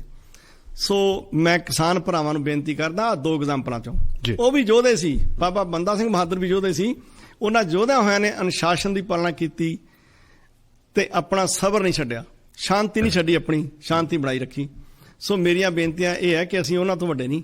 ਜੇ ਸਾਨੂੰ ਸਾਡੇ ਕਿਸਾਨਾਂ ਦੇ ਲੀਡਰ, ਬੜੇ ਮੰਝੇ ਹੋਏ ਲੀਡਰ ਹੈ, ਰਾਜੇਵਾਲ ਸਾਹਿਬ ਹੈ, ਹੋਰ ਲੀਡਰ ਹੈ ਜਿਹੜੇ ਝੰਡੇਕਿਆਂ ਤੋਂ ਹੈ, ਆਪਣਾ ਸਰਜੀਤ ਸਿੰਘ ਫੂਲ ਹੈ, ਅਗਰਾਹਾਂ ਸਾਹਿਬ ਨੇ, ਇਹ ਬੜੇ ਮੰਝੇ ਹੋਏ ਲੀਡਰ ਹੈ। ਇਹਨਾਂ ਦੀਆਂ ਗੱਲਾਂ ਮੰਨਿਓ, ਕੱਲੇ ਜੋਸ਼ ਨਹੀਂ, ਹੋਸ਼ ਨਾਲ ਲੜਾਈਆਂ ਹੁੰਦੀਆਂ। ਇੱਕ ਗੱਲ ਮੈਂ ਤੁਹਾਨੂੰ ਜ਼ਰੂਰ ਕਹਿਣੀ ਚਾਹਾਂਗਾ, ਬਹੁਤ ਸਿਆਣੇ ਔਰ ਇੰਨੀ ਲੰਬੀ ਜਿਹੜੀ ਤੁਸੀਂ ਲੜਾਈ ਲੜ ਗਈ, ਤੁਸੀਂ ਜਿੱਤ ਆਲਰੇਡੀ ਤੁਹਾਡੀ ਪ੍ਰਾਪਤ ਹੈ, ਤੁਸੀਂ ਤਾਂ ਜਿੱਤ ਚੁੱਕੇ ਹੋ। ਬਿੱਲਾਂ ਦੇ ਹਾਰ ਰੱਦ ਹੋਣ ਜਾਂ ਜਿੱਤ ਹੋਣਾ ਤੁਹਾਡੀ ਜਿੱਤ, ਤੁਸੀਂ ਤਾਂ ਅਨੁਸ਼ਾਸਨ ਵਿਖਾਤਾ, ਤੁਸੀਂ ਤਾਂ ਜਿੱਤ ਚੁੱਕੇ ਹੋ। ਕਮਾਲ ਕਰਤੇ ਜੀ, ਤੁਸੀਂ ਭਾਈਚਾਰਕ ਸੰਬੰਧ ਕਾਇਮ ਕੀਤੇ ਆ। 70 ਕਰੋੜ ਕਿਸਾਨ ਤੁਸੀਂ ਅੱਜ ਬੁੱਕਲ 'ਚ ਉਹਨਾਂ ਨੂੰ ਲੈ ਸਕਦੇ ਹੋ। ਅੱਜ ਤੁਸੀਂ ਬਿੱਲਾਂ ਦੀ ਗੱਲ ਕਰਦੇ ਹੋ, ਤੁਸੀਂ ਦਿੱਲੀ ਦੀ ਗੱਲ ਕਰਦੇ ਹੋ। ਮੈਂ ਕਹਿੰਦਾ ਹਿੰਦੁਸਤਾਨ ਤੁਹਾਡੇ ਵੱਲ ਵੇਖ ਰਿਹਾ, ਤੁਹਾਡੀ ਮਦਦ ਵੱਲ ਵੇਖ ਰਿਹਾ। ਹਿੰਦੁਸਤਾਨ ਤੁਹਾਡੇ ਵੱਲ ਅੱਖਾਂ ਲਾਈ ਬੈਠਾ ਹੈ। ਤੁਸੀਂ ਸਿਆਣੇ ਬਣਿਓ, ਸਬਰ ਨਾਲ ਚੱਲਿਓ, ਹੋ ਸਕਦਾ ਹਿੰਦੁਸਤਾਨ ਦਾ ਰਾਜ ਤੁਹਾਡੇ ਪੈਰਾਂ 'ਚ ਹੋਵੇ। ਜੀ ਸਿੰਘ, ਇੱਥੇ ਕਿ ਦਿੱਲੀ ਦੇ ਕਮਿਸ਼ਨਰ ਸ੍ਰੀਵਾਸਤਵ ਜਦੋਂ ਆਏ ਕਿਸਾਨਾਂ ਕੋਲੇ, ਉਹਨਾਂ ਨੇ ਵੀ ਕਿਹਾ ਕਿ ਤੁਸੀਂ ਇਹ ਬਹੁਤ ਵਧੀਆ ਆਰਗੇਨਾਈਜ਼ ਤਰੀਕੇ ਨਾਲ, ਸ਼ਾਂਤਮਈ ਢੰਗ ਦੇ ਨਾਲ ਜਿਹੜਾ ਅੰਦੋਲਨ ਚਲਾ ਰਹੇ ਹੋ। ਦੇਖੋ, ਮੈਂ ਤਾਂ ਪਹਿਲਾਂ ਅਮਰੀਕਾ ਦੀ ਐਗਜ਼ਾਮਪਲ ਦਿੱਤੀ ਹੈ, ਮੈਂ ਹੋਰ ਐਗਜ਼ਾਮਪਲਸ ਫਰਾਂਸ ਦੇ ਵਿੱਚ ਆ, ਪਿੱਛੇ ਥਾਈਲੈਂਡ 'ਚ ਅੰਦੋਲਨ ਹੋਇਆ, ਲੋਕਾਂ ਦੇ ਸਟੋਰ ਤੋੜੇ ਗਏ, ਲੋਕਾਂ ਦੀਆਂ ਦੁਕਾਨਾਂ ਜਲਾਤੀਆਂ ਗਈਆਂ, ਵਹੀਕਲ ਸਾੜੇ ਗਏ। ਔਰ ਜਿਹੜਾ ਸਬਰ ਸਾਡੇ ਕਿਸਾਨ ਉੱਥੇ ਭਰਾ ਖਾ ਰਹੇ ਆ, ਇਹਨਾਂ ਨੂੰ ਸੱਚੀ ਇਹਨਾਂ ਦੇ ਨਤਮਸਤਕ ਹੋਣ ਜੀ ਕਰਦਾ ਹੈ। ਤੁਹਾਡਾ ਬਹੁਤ ਬਹੁਤ ਧੰਨਵਾਦ। ਤੁਸੀਂ ਪੰਜਾਬ ਦੀ ਲਾਜ ਰੱਖੀ ਹੈ, ਤੁਸੀਂ ਦੇਸ਼ ਦੀ ਲਾਜ ਰੱਖੀ ਹੈ, ਤੁਸੀਂ ਸਾਡੇ ਭਾਈਚਾਰੇ ਦੀ ਲਾਜ ਰੱਖੀ ਹੈ। ਅਸੀਂ ਬਾਹਰ ਬੈਠੇ ਤੁਹਾਡੇ ਤੇ ਮਾਣ ਕਰਦੇ ਹਾਂ। ਬਹੁਤ ਸਾਰੇ ਲੋਕ ਬਾਹਰ ਬੈਠੇ ਵੀ ਜਾਂ ਹੋਰ ਵੀ ਇਹ ਸੋਚ ਰਹੇ ਨੇ ਕਿ ਜਿਹੜੀ 30-32 ਕਿਸਾਨ ਜਥੇਬੰਦੀਆਂ ਨੇ, ਹਨਾ, ਤੇ ਇਹ ਅੰਦੋਲਨ ਇਸ ਟਾਈਮ ਪੂਰੇ ਪੀਕ ਤੇ ਪਹੁੰਚ ਚੁੱਕਾ। ਜਦੋਂ ਕੋਈ ਵੀ ਗੱਲਬਾਤ ਕਰਨ ਦਾ ਸਮਾਂ ਆਉਂਦਾ ਹੈ ਤਾਂ ਉਦੋਂ ਉਹਨਾਂ ਨੂੰ ਕਿਹਾ ਜਾਂਦਾ ਕਿ ਤੁਸੀਂ 10 ਬੰਦੇ ਆ ਜਾਓ, 12 ਆ ਜਾਓ, ਤੇ ਉਸ ਟਾਈਮ ਫਿਰ ਕਿਸਾਨ ਜਥੇਬੰਦੀਆਂ ਦੇ ਵਿੱਚ ਆਪਸੀ ਮਤਭੇਦ ਹੁੰਦੇ ਨੇ। ਤਾਂ ਇੱਕ ਲੀਡਰਲੈਸ ਜਿਹੜੀ ਆਪਾਂ ਕਹਿ ਸਕਦੇ ਹਾਂ, ਅੰਦੋਲਨ ਬਹੁਤ ਵਧੀਆ ਚੱਲ ਰਿਹਾ, ਬਈ ਉਹਨੂੰ ਕੋਈ ਲੀਡ ਕਰਨ ਵਾਲਾ ਇੱਕ ਵਿਅਕਤੀ ਜੇ ਹੁੰਦਾ ਫਿਰ ਡਿਫਰੈਂਟ ਹੋਣਾ ਸੀ। ਅੱਜ ਹਜੇ ਆਪਾਂ ਕੁਝ ਕਹਿਣਾ ਮੁਸ਼ਕਿਲ ਹੈ ਵੀ ਸਫਲਤਾ ਕਿੱਥੇ ਤੱਕ ਮਿਲਦੀ ਹੈ। ਦੇਖੋ, 4000 ਜਥੇਬੰਦੀਆਂ ਕਿਸਾਨਾਂ ਦੀਆਂ ਸਾਰੇ ਦੇਸ਼ 'ਚ ਜੀ, ਔਰ ਪੰਜਾਬ ਦੇ ਵਿੱਚ ਬਹੁਤ ਸਾਰੀਆਂ ਜਥੇਬੰਦੀਆਂ ਜਿਨ੍ਹਾਂ ਦੇ ਅਸੀਂ ਨਾਂ ਨਹੀਂ ਸੁਣੇ ਜੀ। ਔਰ ਕੋਈ 30 ਜਥੇਬੰਦੀਆਂ ਇਕੱਠੀਆਂ ਨੇ, ਕੋਈ 4 ਜਥੇਬੰਦੀਆਂ ਇਕੱਠੀਆਂ ਨੇ, ਬੜੇ ਨਾਂ ਇਹਨਾਂ ਦੇ। ਪਰ ਫਿਰ ਵੀ ਇਹ ਜਦੋਂ 12 ਜਾਂ 13 ਬੰਦੇ ਤੱਕ ਸੀਮਤ ਹੋ ਜਾਂਦੇ, ਤੇ ਮੈਂ ਕਹਿੰਦਾ ਇੱਕ ਇਹਨਾਂ ਦਾ ਬਹੁਤ ਵੱਡਾ ਅਨੁਸ਼ਾਸਨ ਹੈ, ਬਹੁਤ ਵੱਡੀ ਜਿੱਤ ਹੈ। ਇਹ ਜਿੱਤ 'ਚ ਰੁਕਾਵਟ ਨਹੀਂ ਬਣਨੀ ਚਾਹੀਦੀ, ਜਿਹੜੀ ਕਿ ਮੈਨੂੰ ਨਹੀਂ ਸੱਦਿਆ ਜਾਂ ਦੂਸਰੇ ਨੂੰ ਸੱਦਿਆ। ਕਿਸਾਨ ਬੜੇ ਸੋਹਣੇ ਤਰੀਕੇ ਨਾਲ ਇਹ ਮੂਵਮੈਂਟ ਲੜ ਰਹੇ। ਉਧਰੋਂ ਟਕੈਤ ਸਾਹਿਬ ਲੜ ਰਹੇ ਆ, ਰਾਜਸਥਾਨ ਵਾਲੇ ਪਾਸਿਓਂ ਮਤਲਬ ਜਿਹੜੇ ਲੋਕ ਆ ਉਹ ਆ ਰਹੇ ਆ, ਮੱਧ ਪ੍ਰਦੇਸ਼ ਤੋਂ ਕਿਸਾਨ ਜੁੜ ਰਹੇ ਆ, ਔਰ ਦੁਨੀਆ ਭਰ ਦਾ ਜਿਹੜਾ ਕਿਸਾਨ ਹੈ ਇਹਨਾਂ ਵੱਲ ਅੱਖਾਂ ਲਾ ਕੇ ਬੈਠਾ ਹੈ। ਸਾਰੀ ਦੁਨੀਆ ਦਾ ਕਿਸਾਨ ਹੀ ਵਿਕਟਮ ਬਣਿਆ ਹੋਇਆ ਹੈ। ਮੈਂ ਤਾਂ ਕਹਿੰਦਾ ਅੱਜ ਵਿਕਟਮਸ ਨੂੰ ਇਕੱਠੇ ਹੋਣ ਦੀ ਲੋੜ ਹੈ। ਉਹਨਾਂ ਦਾ ਦਰਦ ਸਾਂਝਾ, ਉਹਨਾਂ ਦੇ ਦੁੱਖ ਸਾਂਝੇ ਨੇ। 17 ਮੈਂ ਪੜ੍ਹ ਰਿਹਾ ਸੀ, 17 ਸਟੇਟਾਂ ਹਿੰਦੁਸਤਾਨ ਦੀਆਂ ਇਹੋ ਜਿਹੀਆਂ ਸੀ 2016 ਤੱਕ ਜਿੱਥੇ ਕਿਸਾਨ ਦੀ ਇਨਕਮ ਸਿਰਫ 1700 ਰੁਪਇਆ ਮਹੀਨਾ ਸੀ ਜੀ, ਜਿਹਦੇ 'ਚ ਉਹ ਕੱਲੀ ਆਟਾ ਵੀ ਨਹੀਂ ਖਾ ਸਕਦਾ ਔਰ ਕੁਝ ਵੀ ਨਹੀਂ ਕਰ ਸਕਦਾ। ਔਰ ਦੂਸਰੇ ਪਾਸੇ ਜਦੋਂ ਅਸੀਂ ਗੱਲ ਕੀਤੀ ਸੀ ਕਿ ਟੀਚਰ ਦੀ, ਸਕੂਲ ਟੀਚਰਾਂ ਦੀ 200 ਤੋਂ 300 ਗੁਣਾ ਵੱਧ ਗਈ, ਕਾਰਪੋਰੇਟ ਸੈਕਟਰ 'ਚ 300 ਤੋਂ 1000 ਗੁਣਾ ਤੱਕ ਵਾਧਾ ਹੋ ਗਿਆ, ਔਰ ਕਿਸਾਨ ਦੀ ਇਨਕਮ 45 ਸਾਲ 'ਚ ਆ ਪਛਤਾਵਾ ਕਰਨ ਦਾ ਸਮਾਂ ਮਿਲਿਆ ਸਰਕਾਰ ਨੂੰ ਕਿ ਅਸੀਂ 40 ਸਾਲ 'ਚ ਜਿਹੜਾ ਧੱਕਾ ਕੀਤਾ ਹੈ, ਜਿਹੜੀ ਬੇਇਨਸਾਫੀ ਕੀਤੀ ਹੈ ਕਿਸਾਨਾਂ ਨਾਲ, ਅੱਜ ਅਸੀਂ ਉਹਦੀ ਭਰਪਾਈ ਕਰੀਏ। ਔਰ ਇਹ ਬਿੱਲਾਂ ਤੇ ਅੜੇ ਖੜੇ ਹੈ। ਮੈਂ ਕਹਿੰਦਾ ਅੱਜ ਇਹਨਾਂ ਨੂੰ ਰੱਬ ਨੇ ਮੌਕਾ ਦਿੱਤਾ। ਉਹਨਾਂ ਅੱਜ ਇਹ ਬਹੁਤ ਥੋੜਾ ਬਜਟ ਜਿਹੜਾ ਕਾਰਪੋਰੇਟ ਦੀ ਜਿਹੜੀ ਸਬਸਿਡੀ ਹੈ, ਜੇ ਉਹਦਾ ਅੱਧਾ ਹਿੱਸਾ ਵੀ ਕਿਸਾਨਾਂ ਨੂੰ ਦਿੱਤਾ ਜਾਵੇ ਤਾਂ ਦੇਸ਼ ਦੇ ਕਿਸਾਨ ਸਾਰੇ ਹੀ ਕਰਜ਼ਾ ਮੁਕਤ ਹੋ ਜਾਣਗੇ। ਉਹਨਾਂ ਤੇ ਕੋਈ ਵੀ ਡੈਟ ਨਹੀਂ ਰਹੇਗਾ ਜਿਹਦੇ ਕਰਕੇ ਕਿਸਾਨ ਆਤਮ ਹੱਤਿਆ ਕਰਦਾ ਹੈ। ਫਿਰ ਸਰਕਾਰ ਆਪਣੇ ਹਿਸਾਬ ਦੇ ਨਾਲ ਕਿਉਂ ਨਹੀਂ ਸੋਚ ਰਹੀ? ਕਿਉਂਕਿ ਇੱਕ ਦੋ ਬੰਦੇ ਜਿਹੜੇ ਨੇ ਉਹ ਸਾਰਾ ਕੰਟਰੋਲ ਕਰ ਰਹੇ। ਅਡਾਨੀ ਹੁਣੀ 2015 ਦੇ ਵਿੱਚ ਉਹ 40ਵੇਂ ਨੰਬਰ ਤੇ ਸੀ, ਪਿਛਲੇ ਸਾਲ ਉਹ 5ਵੇਂ ਨੰਬਰ ਤੇ ਆ ਗਏ। ਤੁਸੀਂ ਹੁਣ ਦੇਖੋ ਆ ਕਿਸਾਨ ਅੰਦੋਲਨ ਕਰਕੇ ਮੁੜ ਕੇ ਫਿਰ ਉਹ 11ਵੇਂ ਨੰਬਰ ਤੇ ਆ ਗਏ ਕਿ ਉਹਨਾਂ ਦੇ ਸ਼ੇਅਰ ਇੰਨੇ ਡ੍ਰੌਪ ਹੋ ਗਏ। ਇਹ ਤਾਂ ਗੱਲ ਸਿਰਫ ਉਦੋਂ ਦੀ ਹੈ ਜਦੋਂ ਕਿਸਾਨ ਅੰਦੋਲਨਾਂ 'ਚ ਸਾਡੇ ਕਿਸਾਨ ਦੇ ਨੇਤਾਵਾਂ ਨੇ ਇਹ ਗੱਲ ਕਹੀ ਸੀ ਕਿ ਤੁਸੀਂ ਜੀਓ ਦੇ ਸਿਮ ਨਾ ਵਰਤੋ, ਜਿੱਥੋਂ ਤੱਕ ਉਹਨਾਂ ਦੀ ਪਹੁੰਚ ਗਈ। ਮੈਂ ਕਹਿੰਦਾ ਜਦੋਂ 40 ਲੱਖ ਭਾਰਤੀ ਅਮਰੀਕਾ 'ਚ ਬੈਠਾ ਹੈ, 13 ਲੱਖ ਭਾਰਤੀ ਕੈਨੇਡਾ 'ਚ ਬੈਠਾ, ਹੋਰ ਥਾਵਾਂ ਤੇ ਸਾਡੇ ਲੋਕ ਬੈਠੇ ਹੈ, ਜਦੋਂ ਉਹ ਜਾਗ ਪਏ ਤਾਂ ਉਹਨਾਂ ਨੂੰ ਪਤਾ ਲੱਗੂਗਾ। ਸਾਡੇ ਆ ਬਰੈਂਪਟਨ ਛੋਟਾ ਜਿਹਾ ਸਿਟੀ ਹੈ ਸਾਡਾ, ਹਰ ਤੀਜੇ ਘਰੇ ਰਿਲਾਇੰਸ ਦਾ ਜਿਹੜਾ ਉਹ ਵਾਟਰ ਟੈਂਕ ਲੱਗਿਆ ਹੋਇਆ ਹੈ। ਔਰ ਕਿੰਨਾ ਬੈਨੀਫਿਟ ਕੰਪਨੀ ਇੱਥੋਂ ਬਣਾ ਰਹੀ ਹੈ। ਜੇ ਕਿਤੇ ਮੈਂ ਕਹਿੰਦਾ ਅੰਬਾਨੀ ਸਾਹਿਬ ਵੀ ਸੁਣਦੇ ਹੋਣ ਤਾਂ ਉਹ ਇਹ ਸੋਚ ਰਹਿਣ ਕਿ ਜੇ ਕਿਤੇ ਇਹ ਲੋਕ ਜਾਗ ਪਏ ਤਾਂ ਇਹਨਾਂ ਨੇ ਜਾਗਰਤਾ ਹੋਰ ਫੈਲਾਤੀ ਤਾਂ ਉਹਨਾਂ ਦੀ ਕੰਪਨੀ ਦਾ 11ਵੇਂ ਸਥਾਨ ਤੇ ਤਾਂ ਹਜੇ ਪਹੁੰਚੀ ਹੈ। ਮੈਨੂੰ ਖਤਰਾ ਵੀ ਕਿਤੇ ਬਹੁਤ ਥੱਲੇ ਨਾ ਚਲੀ ਜਾਵੇ। ਸੋ ਉਹਨਾਂ ਨੂੰ ਇਹ ਗੱਲ ਨੂੰ ਸੀਰੀਅਸ ਲੈਣਾ ਚਾਹੀਦਾ ਹੈ। ਦੂਸਰੇ ਪਾਸੇ ਹੁਣ ਕਿਸਾਨ ਅੰਦੋਲਨ ਦੇ ਵਿੱਚ ਇਹ ਫੈਸਲਾ ਕੀਤਾ ਗਿਆ ਕਿ 30 ਤੇ 31 ਤਰੀਕ ਨੂੰ ਸੰਗਤਾਂ ਨੂੰ, ਲੋਕਾਂ ਨੂੰ, ਕਿਸਾਨਾਂ ਨੂੰ ਦੁਨੀਆ ਭਰ ਦੇ ਵਿੱਚੋਂ ਸੱਦਾ ਦਿੱਤਾ ਗਿਆ। ਨਾਲ ਇਹ ਕਿਹਾ ਕਿ ਤੁਸੀਂ ਭਾਰਤ ਦੇ ਵੱਖਰੇ ਵੱਖਰੇ ਸੂਬਿਆਂ ਦੇ ਵਿੱਚੋਂ ਬਹੀਰਾ ਕੱਤ ਕੇ ਦਿੱਲੀ ਪਹੁੰਚੋ, ਆਓ ਆਪਾਂ ਨਵਾਂ ਸਾਲ ਰਲ ਕੇ ਦਿੱਲੀ 'ਚ ਮਨਾਈਏ। ਬਹੁਤ ਵਧੀਆ ਸਟੈਪ ਹੈ। ਜਿੱਥੇ ਹਲੇ ਵੀ ਕਿਸਾਨਾਂ ਨੂੰ ਇਹ ਪਤਾ ਨਹੀਂ ਕਿ ਸਾਡੀ ਲੁੱਟ ਹੋ ਰਹੀ ਹੈ, ਹਲੇ ਵੀ 1700 ਰੁਪਏ ਮਹੀਨੇ ਤੇ ਕਿਸਾਨ ਗੁਜ਼ਾਰਾ ਕਰ ਰਿਹਾ ਹੈ, ਹਜੇ ਵੀ MSP ਨਹੀਂ ਮਿਲ ਰਹੀ। ਔਰ ਮੈਨੂੰ ਹੈਰਾਨੀ ਹੈ ਕਿ ਸਿਰਫ 6% ਕਿਸਾਨ ਹੀ MSP ਦਾ ਹਾਲ ਲੈ ਰਹੇ ਹੈ। ਬਾਕੀ 94% ਕਿਸਾਨ ਦੱਬੇ ਕੁਚਲੇ ਲੋਕ, ਉਹ ਨਿਮਾਣੇ, ਉਹ ਨਤਾਣੇ। ਸਾਡੇ ਪੰਜਾਬ ਦੇ ਮੈਂ ਤਾਂ ਕਹਿੰਦਾ ਕਿਸਾਨਾਂ ਨੂੰ ਇਹ ਰੱਬ ਸਫਲਤਾ ਦੇਵੇ, ਉਹਨਾਂ ਨੂੰ ਬੁੱਕਲ 'ਚ ਰਹਿਣ, ਉਹਨਾਂ ਨੂੰ ਨਾਲ ਲੈ ਕੇ ਤੁਰਨ। ਜਿਹੜੇ ਇਹਨਾਂ ਨੇ ਸੱਦਾ ਕੀਤਾ, ਇਹ ਬਹੁਤ ਵਧੀਆ ਸ਼ਲਾਘਾ ਜੋ ਕੰਮ ਕੀਤਾ ਹੈ। ਔਰ ਜੇਕਰ ਦੇਸ਼ ਦੀ ਜਨਤਾ ਇਹ ਜਾਗ ਪਈ, ਮੈਂ ਕਹਿੰਦਾ 70 ਕਰੋੜ ਕਿਸਾਨ ਬੈਠਾ ਹੈ। ਔਰ ਜਿਹੜਾ ਛੋਟਾ ਵਪਾਰੀ, ਛੋਟਾ ਕਾਰਖਾਨੇਦਾਰ, ਛੋਟੀ ਇੰਡਸਟਰੀ ਵਾਲਾ, ਜਦੋਂ ਉਹਨੂੰ ਰਾਅ ਮਟੀਰੀਅਲ ਮਹਿੰਗਾ ਮਿਲਿਆ, ਕਾਰਪੋਰੇਟ ਸੈਕਟਰ ਇੱਕ ਬਹੁਤ ਵੱਡਾ ਤੂਫਾਨ ਹੈ, ਇਹ ਸੁਨਾਮੀ ਹੈ, ਇਹਨੇ ਰੋੜ ਕੇ ਲੈ ਜਾਣੇ ਆ ਛੋਟੇ। ਅੱਜ ਤਾਂ ਉਹਨਾਂ ਨੂੰ ਸਿਰਫ ਕਿਸਾਨਾਂ ਦਾ ਮੁੱਦਾ ਲੱਗਦਾ। ਅਸਲ ਵਿੱਚ ਇਹ ਸਾਰੇ ਲੋਕਾਂ ਦਾ, ਮੱਧ ਵਰਗੀ ਲੋਕਾਂ ਦਾ, ਹੇਠਲੇ ਪੱਧਰ ਦੇ ਲੋਕਾਂ ਦਾ ਇਹ ਮੁੱਦਾ ਹੈ। ਇਹ ਸਰਮਾਏਦਾਰੀ ਦਾ ਮੁੱਦਾ ਨਹੀਂ, ਇਹ ਆਮ ਨਿਜ਼ਾਮ ਦਾ ਮਸਲਾ ਹੈ। ਇਹਨੂੰ ਸਾਰੇ ਲੋਕਾਂ ਨੂੰ ਇਕੱਠੇ ਹੋਣਾ ਚਾਹੀਦਾ। ਮੈਂ ਕਹਿੰਦਾ ਜਿਹੜੇ ਛੋਟੇ ਦੁਕਾਨਦਾਰ ਵੀ ਸੁਣਦੇ ਆ ਸਾਡੀ, ਤੁਹਾਡੇ ਮਾਧਿਅਮ ਦੇ ਰਾਹੀਂ ਮੇਰੀ ਆਵਾਜ਼ ਪੰਜਾਬ ਦੇ ਵਪਾਰੀ ਵਰਗ ਤੱਕ ਜਾਂਦੀ ਹੋਵੇ, ਦੁਕਾਨਦਾਰਾਂ ਤੱਕ ਜਾਂਦੀ ਹੋਵੇ, ਸ਼ੈਲਰ ਮਾਲਕਾਂ ਤੱਕ ਜਾਂਦੀ ਹੋਵੇ, ਮੈਂ ਕਹਿੰਦਾ ਇਹ ਉਹਨਾਂ ਦਾ ਵੀ ਅੰਦੋਲਨ ਹੈ, ਉਹਨਾਂ ਦੇ ਬੱਚਿਆਂ ਦੇ ਭਵਿੱਖ ਦਾ ਸਵਾਲ ਹੈ। ਔਰ ਉਹਨਾਂ ਨੂੰ ਵੀ ਇਸ ਅੰਦੋਲਨ 'ਚ ਹਿੱਸਾ ਲੈਣਾ ਚਾਹੀਦਾ। ਨਾਲੇ ਇਕੱਲਾ ਕਿਸਾਨ ਅੰਦੋਲਨ ਤਾਂ ਹੈ ਹੀ ਨਹੀਂ। ਇਹ ਕਿਸਾਨਾਂ ਦੇ ਨਾਲ ਕਈ ਲੋਕੀ ਸੋਚ ਰਿਹਾ ਸੀ ਵੀ ਕਿ ਜਿਹਦੀ ਜ਼ਮੀਨ ਜ਼ਿਆਦਾ ਉਹ ਉੱਥੇ ਆ, ਜਿਹਦੀ ਜ਼ਮੀਨ ਨਹੀਂ ਵੀ ਉਹ ਵੀ ਉੱਥੇ ਆਇਆ ਹੋਇਆ। 80% ਜਿਹੜਾ ਕਿਸਾਨ ਹੈ ਉਹਦੇ ਕੋਲੇ 15 ਏਕੜ ਤੋਂ ਘੱਟ ਜ਼ਮੀਨ ਹੈ। 70% ਕਿਸਾਨ ਦੇ ਕੋਲੇ 10 ਏਕੜ ਤੋਂ ਘੱਟ ਜ਼ਮੀਨ ਹੈ। ਜੇ ਤੁਸੀਂ ਸਟੈਟਸ ਵੇਖੋ, ਮੈਂ ਕਹਿੰਦਾ ਕਿ ਜਿਹੜੀ ਨੀਤੀ ਸਰਕਾਰ ਲੈ ਕੇ ਆ ਰਹੀ ਹੈ, ਜਿਹੜਾ ਮਾਡਲ ਸਰਕਾਰ ਲੈ ਕੇ ਆ ਰਹੀ ਹੈ, ਉਹ ਮਾਡਲ ਅਮਰੀਕਾ ਦਾ ਮਾਡਲ ਹੈ, ਉਹ ਮਾਡਲ ਯੂਰਪ ਦਾ ਮਾਡਲ ਹੈ। ਉਹ ਯੂਰਪ ਵਿੱਚ ਫੇਲ ਹੋ ਚੁੱਕਿਆ ਮਾਡਲ ਹੈ। ਇੱਥੇ ਡੈਰੀ ਮਾਲਕ ਆਤਮ ਹੱਤਿਆ ਕਰ ਰਹੇ ਆ। ਇੱਥੇ ਕਿਸਾਨਾਂ ਦੇ ਬੱਚਿਆਂ ਨੂੰ ਉਹਨਾਂ ਦੇ ਵਿਆਹ ਨਹੀਂ ਹੁੰਦੇ। ਮੇਰੇ ਭੁੱਲਰ ਸਾਹਿਬ ਇੱਥੇ ਬੈਠੇ ਆ, ਸਾਡਾ ਸਾਂਝੇ ਦੋਸਤ 1200 ਏਕੜ ਦੀ ਖੇਤੀ ਕਰਦੇ ਆ ਔਰ ਕਰਜ਼ੇ 'ਚ ਗੁਰਬਤ 'ਚ ਰਹਿ ਰਹੇ ਆ। ਉਹਨਾਂ ਨਾਲੋਂ ਇੱਕ ਟਰੱਕ ਡਰਾਈਵਰ ਚੰਗਾ ਹੈ। ਸੋ ਇਹ ਜਿਹੜਾ ਮਾਡਲ ਉਹਨਾਂ ਨੇ ਅਡਾਪਟ ਕੀਤਾ, ਇੱਥੇ 440 ਏਕੜ ਵਾਲਾ ਵੀ ਵਿਕਟਮ ਹੈ। ਉਹ ਵੀ ਫੇਲ ਕਿਸਾਨ ਹੋ ਰਿਹਾ, ਉਹ ਆਤਮ ਹੱਤਿਆ ਕਰ ਰਿਹਾ, ਉਹ ਕਰਜ਼ੇ ਦੇ ਵਿੱਚ ਹੈ। ਔਰ ਜਿੱਥੇ ਜ਼ਮੀਨ ਹੀ 4 ਏਕੜ ਆ ਰਹੀ ਹੈ, ਉਹ ਕਿਵੇਂ ਸਰਵਾਈਵ ਕਰੂਗਾ? ਤੁਹਾਡੇ ਕਹਿਣ ਦਾ ਮਤਲਬ ਇਹ ਕਿਸਾਨ ਅੰਦੋਲਨ ਜਿਹੜਾ ਇਹ ਇਕੱਲਾ ਭਾਰਤ ਦੇ ਵਿੱਚ ਹੀ ਨਹੀਂ ਹੈ, ਇਹ ਇੱਕ ਮਿਸਾਲ ਦੁਨੀਆ ਵਾਸਤੇ ਇਕੱਠੀ ਕਰੇਗਾ। ਕਿਉਂਕਿ ਜਿਹੜੀਆਂ ਨੀਤੀਆਂ ਉਹ ਸਾਰੀਆਂ ਕਿਸਾਨ ਮਾਰੂ ਨੇ ਜੀ। ਉਹ ਕਿਉਂਕਿ ਕਿਸਾਨਾਂ ਦਾ ਮੁੱਦਾ ਫੂਡ ਨਾਲ ਰਿਲੇਟਡ ਹੈ। ਔਰ ਜਿਹੜੀਆਂ ਸਰਕਾਰਾਂ ਹੈ ਉਹ ਫੂਡ ਦੇ ਮਾਮਲੇ 'ਚ ਇਨਫਲੇਸ਼ਨ ਨਹੀਂ ਹੋਣ ਦੇਣੀ ਚਾਹੁੰਦੀਆਂ। ਉਹ ਚਾਹੁੰਦੀਆਂ ਕਿ ਫੂਡ ਅਫੋਰਡੇਬਲ ਰਵੇ। ਲੋਕਾਂ ਨੂੰ ਅਫੋਰਡੇਬਲ ਫੂਡ ਮੁਹੱਈਆ ਕਰਨ ਵਾਸਤੇ ਕਿਸਾਨਾਂ ਦੀ ਉਪਜ ਦੀ ਕੀਮਤ ਨਹੀਂ ਉਹ ਵਧਣ ਦਿੰਦੀਆਂ।